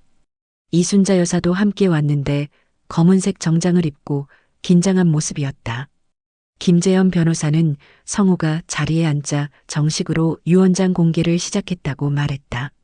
김철수 씨는 2021년부터 유언장을 작성하기 시작했고 올해 초 최종 수정본을 완성했다고 설명했다. 그리고 그 유언장에는 성호에 관한 놀라운 내용이 담겨 있었다. 변호사가 유언장을 낭독하기 시작했다. 처음 부분은 가족들에 대한 일반적인 내용들이었다. 부인 이순자에게는 마천동 아파트와 예금 일부를, 장남 김정민에게는 대한건설 퇴직금과 적금을, 차남 김정수에게는 보험금과 남은 예금을 물려준다는 내용이었다. 그런데 유언장 중간 부분에서 성호의 이름이 등장했다. 변호사는 잠시 성호를 바라본 후 천천히 읽기 시작했다. 나의 인생을 다시 살게 해준 은인 박성호님께 진심 어린 감사의 마음을 담아 다음과 같이 유증한다는 문장으로 시작되었다. 성호는 순간 숨이 막혔다. 유증이라니 자신이 김철수 씨로부터 뭔가를 물려받는다는 뜻이었다. 하지만 그럴 이유가 전혀 없었다. 20년 전 3,500원을 빌려준 것이 전부인데 그것이 유산을 받을 만큼 큰 일이었을까? 성호의 머리는 혼란스러워졌다. 변호사는 계속 읽어내려갔다. 첫 번째 내용이 발표되는 순간 회의실에 정적이 흘렸다. 첫째, 나의 부동산 중 강남구 역삼동 상가 건물 지분 100%를 박성호님께 증여한다. 현재 시가 약 35억 원 상당이다. 성호는 자신의 귀를 의심했다. 35억 원? 그런 거액을 자신에게 물려준다고? 회의실에 있던 모든 사람들이 성호를 바라봤다.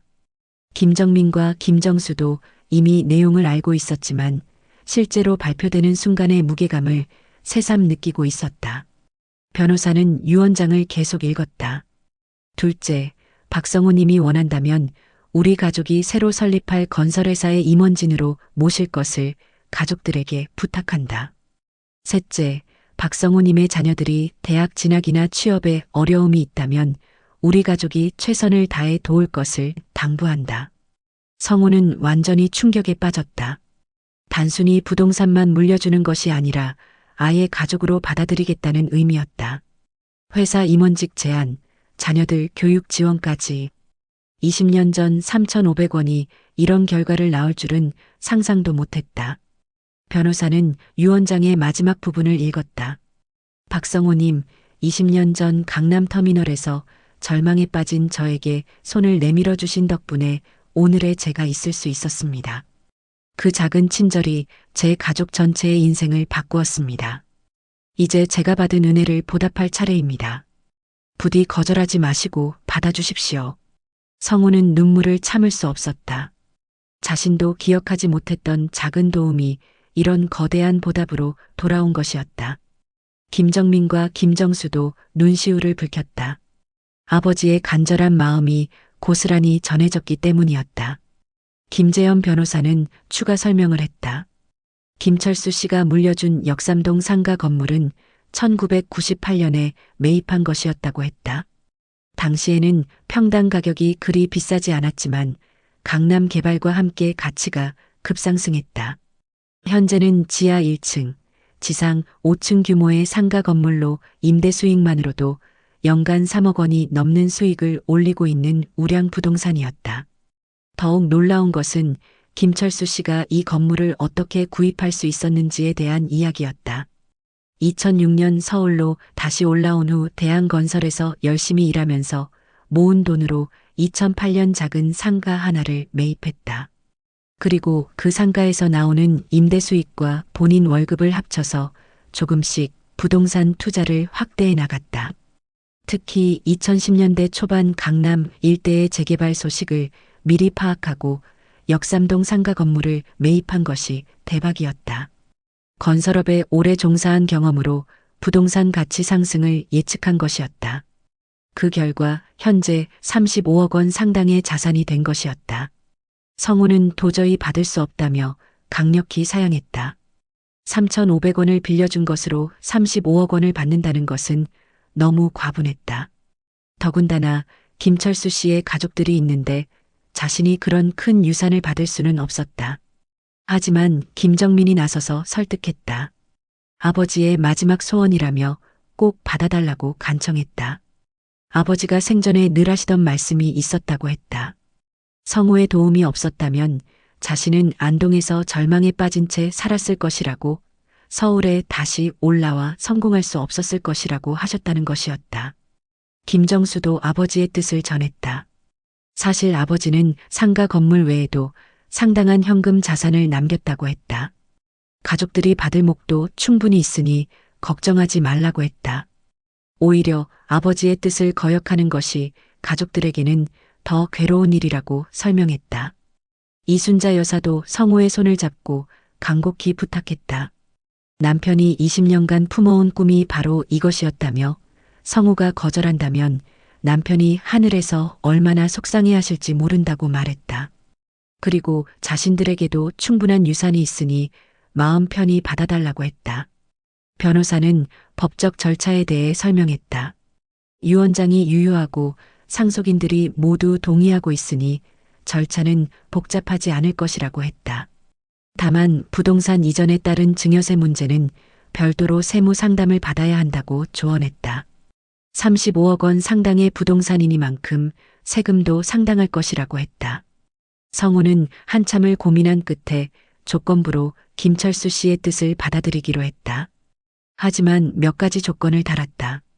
첫째, 이 재산으로 김철수 씨처럼 어려운 사람들을 돕는 일을 하겠다고 약속했다. 둘째, 김철수 씨의 이름을 기리는 사회공헌 활동을 하겠다고 했다.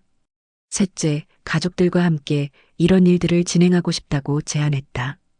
김철수 씨의 뜻을 온전히 이어받으려면 가족들의 도움이 필요하다고 생각했기 때문이었다. 그것이 김철수 씨의 진정한 바람일 것이라고 생각했다.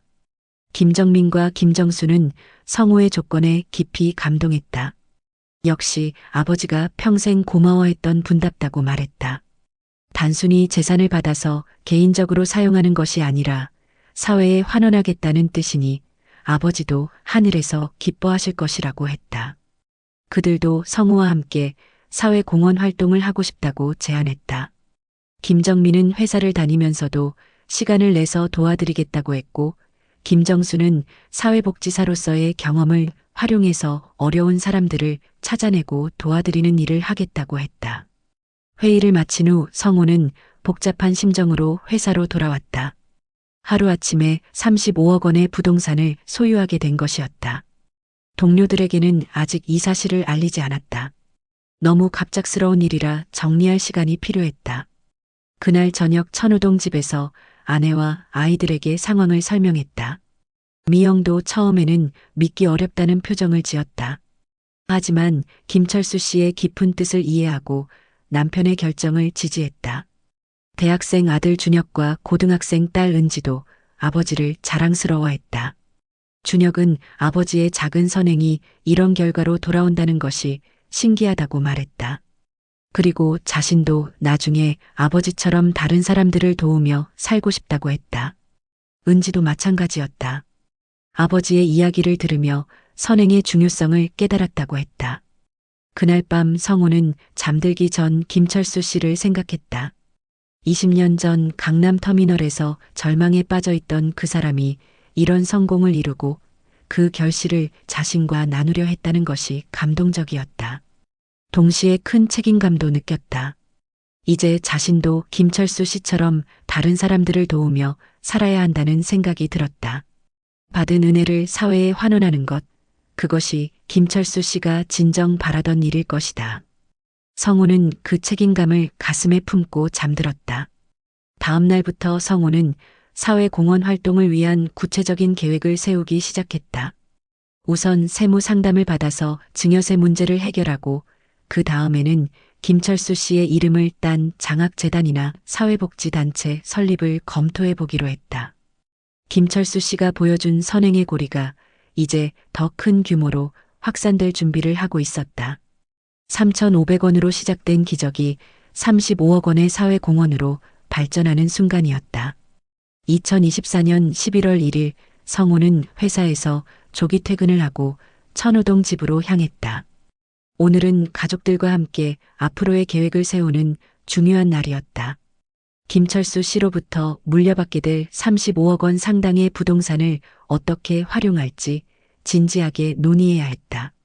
지난 일주일간 성호는 바쁜 시간을 보냈다. 세무사와 상담을 받아 증여세 문제를 해결했고 부동산 등기 이전 절차도 진행했다. 증여세만 해도 10억 원이 넘는 큰 금액이었지만 김정민 가족이 일부를 지원해주겠다고 나서서 부담을 줄일 수 있었다. 거실 소파에 모인 성호 가족은 지난 2주간의 놀라운 변화에 대해 이야기를 나누었다.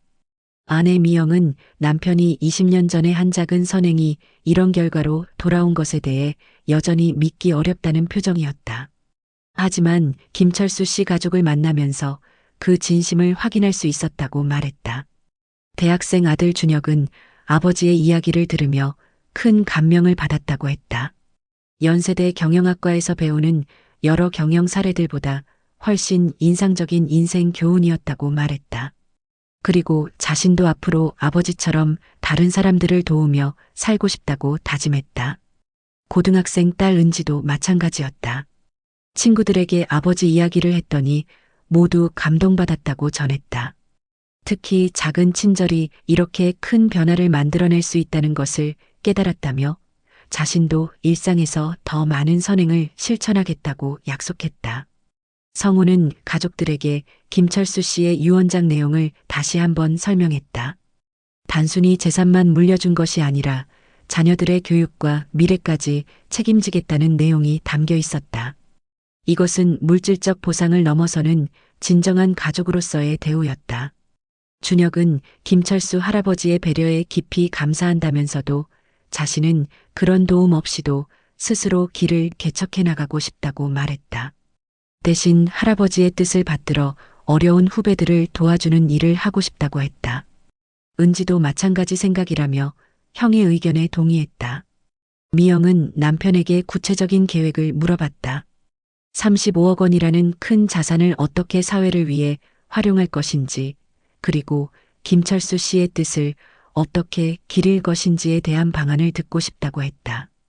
성우는 이미 며칠간 고민해온 계획을 가족들에게 설명했다. 우선 김철수 씨로부터 물려받을 역삼동 상가 건물은 그대로 유지하면서 연간 3억 원 정도의 임대 수익을 사회공헌 사업에 활용하겠다고 했다. 임대 수익의 일부는 가족생활비로 사용하되 대부분은 어려운 사람들을 돕는 데 쓰겠다고 했다. 구체적으로는 어려운 가정의 자녀들을 위한 장학사업을 하고 싶다고 했다. 김철수 씨가 젊은 시절 겪었던 어려움을 다른 사람들은 겪지 않았으면 하는 바람에서였다.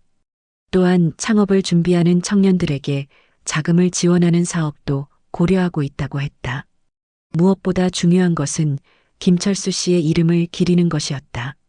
성우는 김철수, 박성호 희망재단이라는 이름으로 비영리재단을 설립하고 싶다고 말했다.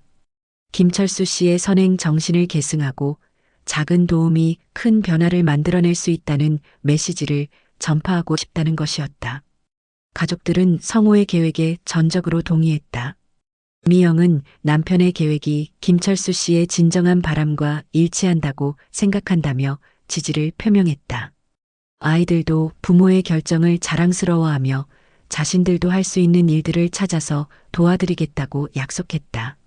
며칠 후 성우는 김정민과 김정수 형제를 만나 구체적인 실행 계획을 논의했다. 장소는 마천동에 있는 김정민의 집이었다. 이순자 여사도 함께 자리했다. 모두들 성우의 계획을 듣고 깊이 감동받았다. 김정민은 아버지의 이름이 들어간 재단 설립 계획을 듣고 눈시울을 붉혔다. 아버지가 그렇게 바라던 일이 이루어진다며 진심으로 고마워했다. 그리고 자신도 재단 설립과 운영에 적극적으로 참여하겠다고 약속했다. 김정수도 마찬가지였다. 사회복지사로서의 경험을 활용해서 정말 도움이 필요한 사람들을 찾아내고 지원하는 일을 담당하겠다고 제안했다. 특히 한부모 가정이나 조성가정의 자녀들을 위한 장학사업에 관심이 많다고 했다. 이순자 여사는 성호의 손을 잡고 한참 동안 고마움을 표현했다. 남편이 그렇게 바라던 일들이 하나씩 현실이 되어가는 모습을 보니 마음이 뿌듯하다고 말했다. 그리고 자신도 나이가 많지만 할 수 있는 일이 있다면 기꺼이 도와드리겠다고 했다. 2024년 12월 성우는 본격적인 재단 설립 준비에 들어갔다. 변호사, 회계사, 세무사 등 전문가들의 도움을 받아 법인 설립 절차를 진행했다. 재단의 정관을 작성하고 이사진을 구성하고 기본 재산을 출연하는 복잡한 과정이 이어졌다. 재단의 공식 명칭은 김철수, 박성우 희망재단으로 정했다. 설립 목적은 경제적으로 어려운 가정의 자녀 교육 지원, 창업 준비 청년들에 대한 자금 지원, 그리고 지역사회 봉사활동 등으로 명시했다. 연간 예산은 임대 수익 3억 원을 기본으로 하되 추가 후원금도 받을 수 있도록 했다. 이사진은 성우가 이사장을, 김정민이 상임이사를, 김정수가 사업이사를 맡기로 했다. 외부 전문가들도 영입해서 투명하고 효율적인 재단 운영을 위한 시스템을 구축했다. 재단의 첫 번째 사업은 고등학생 10명에게 월 50만 원씩 장학금을 지원하는 것이었다. 단순한 금전 지원에 그치지 않고 진로 상담, 멘토링, 대학 진학 지도까지 포함하는 종합적인 교육 지원 프로그램이었다. 2025년 1월 재단 설립이 완료되고 본격적인 활동을 시작했다. 재단 사무실은 성우가 물려받은 역삼동 상가 건물 3층에 마련했다. 3,500원에서 시작된 기적이라는 문구를 사무실 입구에 걸어두었다. 방문하는 모든 사람들이 작은 선행의 위력을 느낄 수 있도록 하기 위해서였다. 첫 번째 장학생 선발에는 예상보다 많은 지원자가 몰렸다. 전국에서 500명이 넘는 학생들이 지원했는데 모두 어려운 환경에서도 꿈을 포기하지 않는 학생들이었다. 선발 과정에서 성우는 20년 전 김철수 씨의 절박했던 상황을 자주 떠올렸다. 선발된 장학생들과의 첫 만남에서 성우는 김철수 씨의 이야기를 들려주었다. 어려운 시절에 받은 작은 도움이 어떻게 이런 큰 선순환으로 이어졌는지, 그리고 이제 그 학생들이 그 고리의 새로운 시작점이 된다고 설명했다. 한 학생이 질문했다. 자신들도 나중에 성공하면 다른 사람들을 꼭 도와야 하는 것인지를. 성우는 미소를 지으며 대답했다.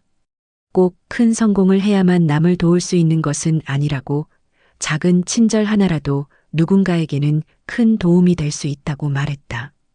재단 출범식에는 많은 사람들이 참석했다. 대명종합건설 동료들, 대한건설 직원들, 마천동과 천호동 주민들, 사랑이교회 교인들, 그리고 각계인사들까지 모두 김철수 씨와 성우의 특별한 인연에 감동받아 재단을 응원하러 온 것이었다. 출범식에서 성우는 감사 인사를 전했다. 20년 전 자신도 기억하지 못했던 작은 선행이 이렇게 큰 결실을 맺게 되었다고, 이제 그 은혜를 사회에 환원하며 살겠다고 약속했다. 김정민도 인사말에서 아버지의 꿈을 언급했다. 아버지는 늘 자신이 받은 도움을 다른 사람들에게 베풀며 살고 싶다고 하셨는데 이제 그 꿈이 더 큰 규모로 실현된다고 말했다. 재단 활동이 본격화되면서 언론의 관심도 높아졌다. 3,500원이 35억 원으로 돌아온 기적 같은 이야기라는 제목의 기사가 여러 매체에 보도되었다.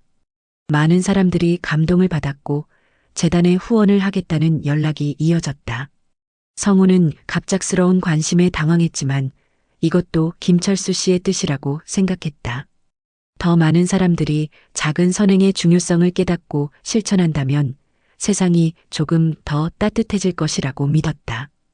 2025년 3월 재단 설립 3개월을 맞아 첫 번째 성과 발표회가 열렸다. 장학생 10명이 모두 참석한 자리에서 그들의 변화된 모습을 확인할 수 있었다. 성적 향상은 물론이고 무엇보다 꿈에 대한 확신을 갖게 된 것이 가장 큰 성과였다. 한 장학생은 의사가 되어 어려운 사람들을 치료하고 싶다고 했다. 또 다른 학생은 교사가 되어 후배들을 가르치고 싶다고 했다. 사회복지사, 간호사, 공무원 등 다양한 꿈을 가진 학생들이 모두 한 가지 공통점이 있었다. 남을 도우며 살고 싶다는 마음이었다. 성우는 그 모습을 보며 김철수 씨의 꿈이 실현되고 있음을 느꼈다. 20년 전 3,500원으로 시작된 선행의 고리가 이제 50개의 새로운 고리로 확장되고 있었다. 그리고 그 고리들은 앞으로 수백, 수천 개의 새로운 고리들을 만들어낼 것이었다. 2025년 6월 23일 성우는 재단 사무실에서 두 번째 기수 장학생들을 맞이했다. 첫 번째 기수가 대학에 진학한 후 새로운 100명의 학생들이 선발된 것이었다. 새로운 장학생들에게 성우는 여전히 같은 이야기를 들려주었다. 20년 전 3,500원으로 시작된 기적 같은 이야기. 그리고 이제 그들이 그 이야기의 새로운 주인공이 된다는 것을 한 학생이 물었다. 정말 3,500원으로 이 모든 게 시작된 건지. 성우는 웃으며 대답했다. 그렇다고. 하지만 정확히 말하면 3,500원이 아니라 그 돈에 담긴 따뜻한 마음이 이 모든 걸 만들어낸 것이라고. 성우는 창밖을 바라보며 생각했다. 김철수 씨는 정말 위대한 사람이었다. 단순히 은혜를 갚은 것이 아니라 그 은혜가 영원히 순환할 수 있는 시스템을 만들어준 것이었다. 이제 매년 수백 명의 학생들이 도움을 받고 그들이 성장해서 또 다른 사람들을 도울 것이었다. 그날 저녁 성우는 모란공원에 있는 김철수 씨의 묘지를 찾았다. 첫눈이 내리기 시작하는 겨울밤이었다. 묘비 앞에서 성우는 깊게 절을 올리고 조용히 말했다.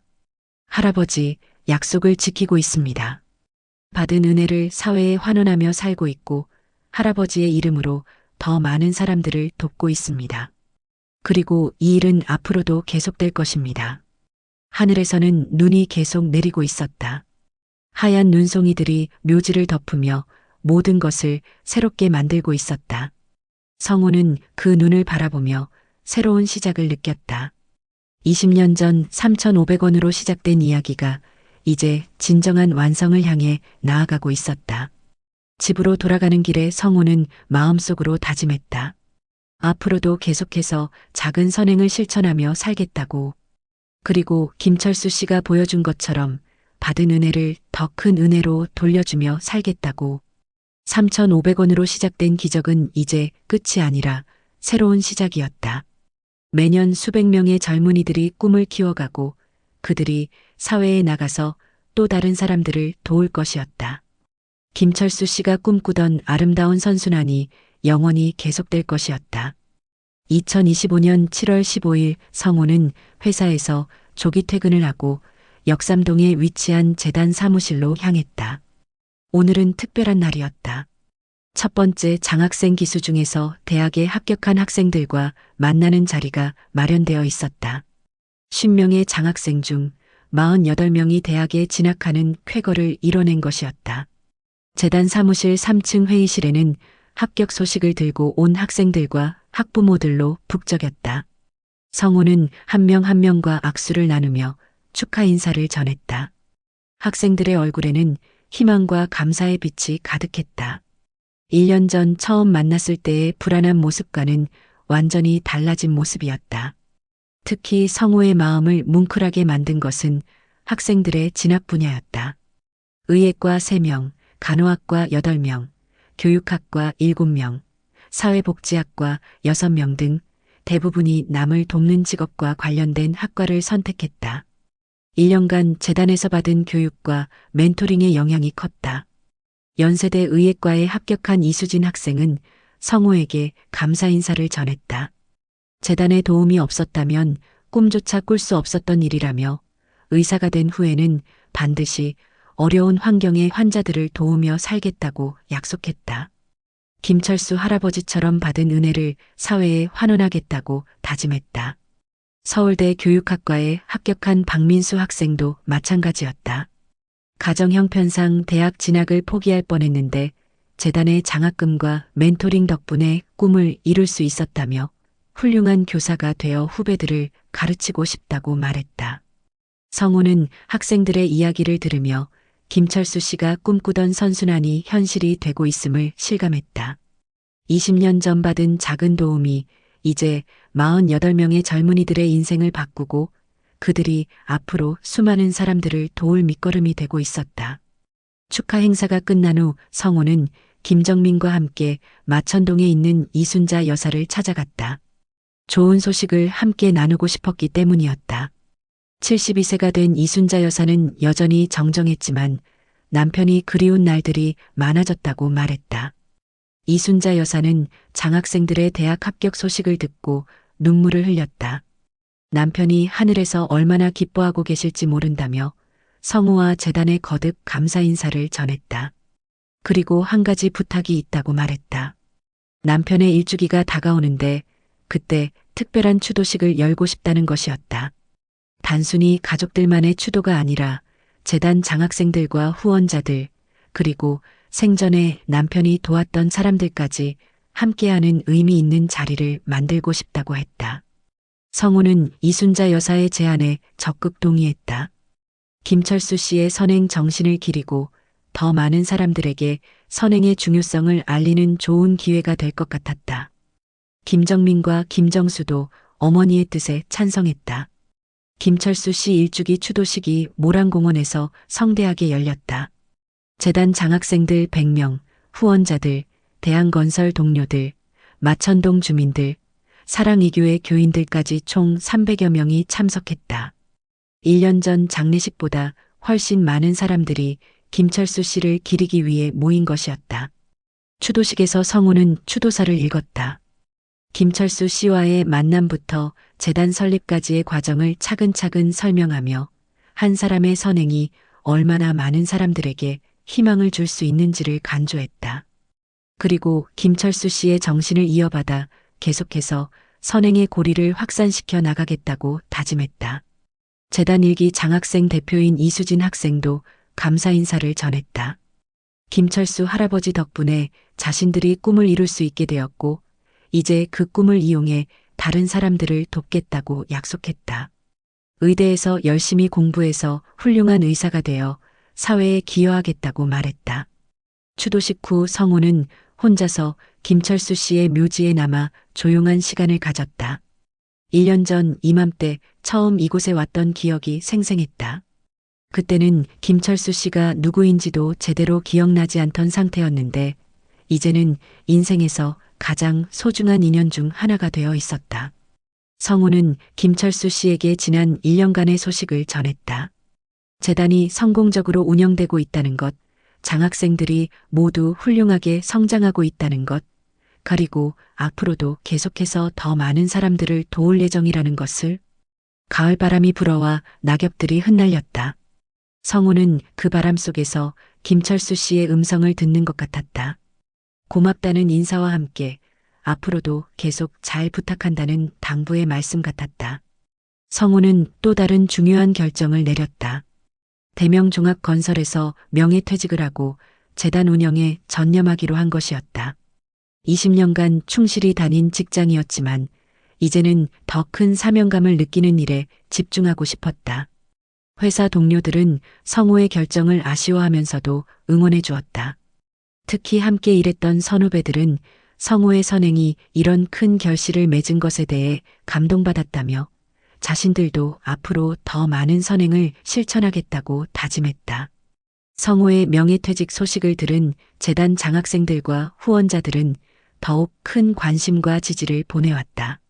성우가 안정적인 직장을 포기하고 재단에 전념한다는 것은 그만큼 큰 결의와 헌신을 의미하는 것이었다. 재단 전임 이사장이 된 성우는 더욱 적극적인 사업 확장을 추진했다. 장학생 규모를 연간 200명으로 늘리고 창업 지원 프로그램도 새롭게 시작했다. 또한 지방 소외 지역의 학생들을 위한 원격 교육 프로그램도 도입했다. 특히 성우가 중점을 둔 것은 선행 교육이었다. 장학생들에게 단순히 경제적 지원만 하는 것이 아니라 김철수 씨의 이야기를 통해 선행의 중요성을 가르치는 프로그램이었다. 작은 친절이 얼마나 큰 변화를 만들어낼 수 있는지를 체험하게 하는 것이 목표였다. 재단 설립 1주년을 맞아 특별한 행사가 열렸다. 지금까지 지원받은 장학생들이 모두 모이는 대규모 행사였다. 총 400여 명의 학생들과 학부모들, 그리고 후원자들까지 합쳐 1000명이 넘는 사람들이 참석했다. 행사에서 가장 감동적인 순간은 일기 장학생들의 근황 발표였다. 이미 대학 3학년이 된 그들은 각자의 전공 분야에서 뛰어난 성과를 내고 있었다. 더 중요한 것은 그들 모두가 재단의 정신을 이어받아 후배들을 도우는 활동을 하고 있다는 것이었다. 의예과 3학년인 이수진 학생은 의료봉사 동아리를 만들어 소외 지역 의료봉사를 다니고 있다고 발표했다. 교육학과 박민수 학생은 중고등학생들을 위한 무료 과외 프로그램을 운영하고 있다고 했다. 모든 학생들이 받은 도움을 다시 베풀며 살고 있었다. 성우는 그 모습을 보며 가슴이 벅찼다. 김철수 씨가 꿈꾸던 선순환이 완전히 실현되고 있었다. 이제 400명의 젊은이들이 각자의 자리에서 또 다른 사람들을 도우며 살아가고 있었다. 행사가 끝난 후 성우는 김정민, 김정수 형제와 함께 조용한 시간을 가졌다. 지난 3년간의 성과를 돌아보며 앞으로의 계획을 논의했다. 재단은 이제 안정적인 궤도에 올라섰고 더 많은 사람들을 도울 준비가 되어 있었다. 김정민은 성우에게 고마움을 표현했다. 아버지의 뜻을 이렇게 훌륭하게 실현해 주셔서 정말 감사하다며 가족들도 뿌듯해하고 있다고 전했다. 김정수도 마찬가지였다. 사회복지사로서 재단의 활동을 지켜보며 많은 보람을 느끼고 있다고 말했다.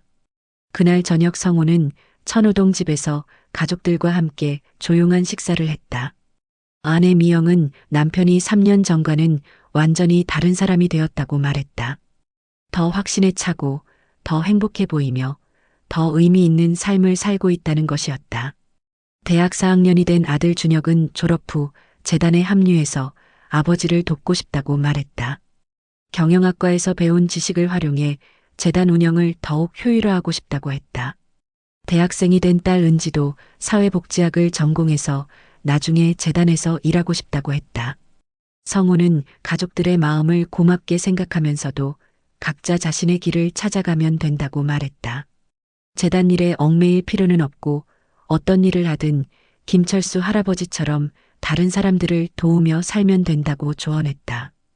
그날 밤 성우는 침대에 누워 지난 3년간의 일들을 되돌아봤다.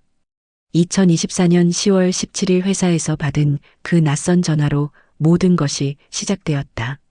그 전화가 없었다면 지금의 자신은 존재하지 않았을 것이다. 20년 전 강남터미널에서 건넨 3,500원. 당시에는 정말 작은 일이라고 생각했던 그 도움이 이렇게 큰 변화를 만들어낼 줄은 꿈에도 생각하지 못했다. 그리고 그 작은 도움을 평생 기억하며 감사해 했던 김철수 씨의 마음도 이제야 완전히 이해할 수 있었다. 성우는 마음속으로 김철수 씨에게 감사 인사를 전했다. 단순히 35억 원을 물려주신 것이 아니라 인생의 진정한 의미를 가르쳐 주신 것에 대해 감사하다고 말했다. 그리고 앞으로도 계속해서 그 가르침을 실천하며 살겠다고 다짐했다. 내일도 재단 사무실에 가서 장학생들을 만나고 새로운 지원 프로그램을 기획하고 더 많은 사람들을 도울 방법을 고민할 것이다. 그것이 김철수 씨가 바라던 삶이고 자신이 선택한 삶이었다. 3,500원으로 시작된 기적은 이제 수백 명의 젊은이들의 꿈으로 확산되었고 앞으로도 계속해서 더 많은 사람들에게 희망을 줄 것이었다.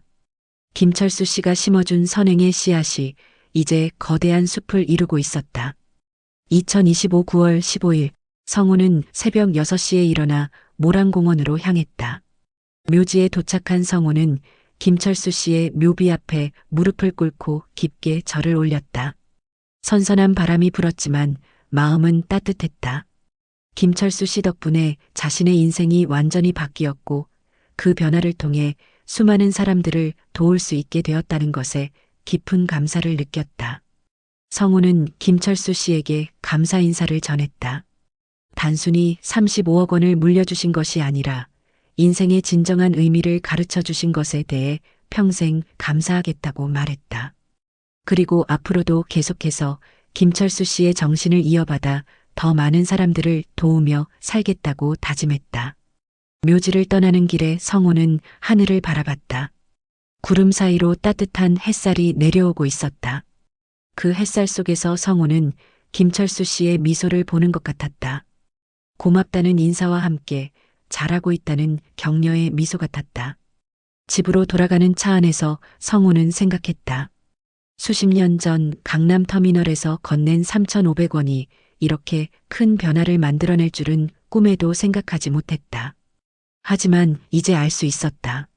진정한 기적은 돈의 액수에 있는 것이 아니라 그 돈에 담긴 따뜻한 마음에 있다는 것을, 그리고 그 따뜻한 마음이 한 사람에서 다른 사람으로 또 다른 사람으로 전해지면서 세상을 조금씩 더 아름답게 만들어 간다는 것을.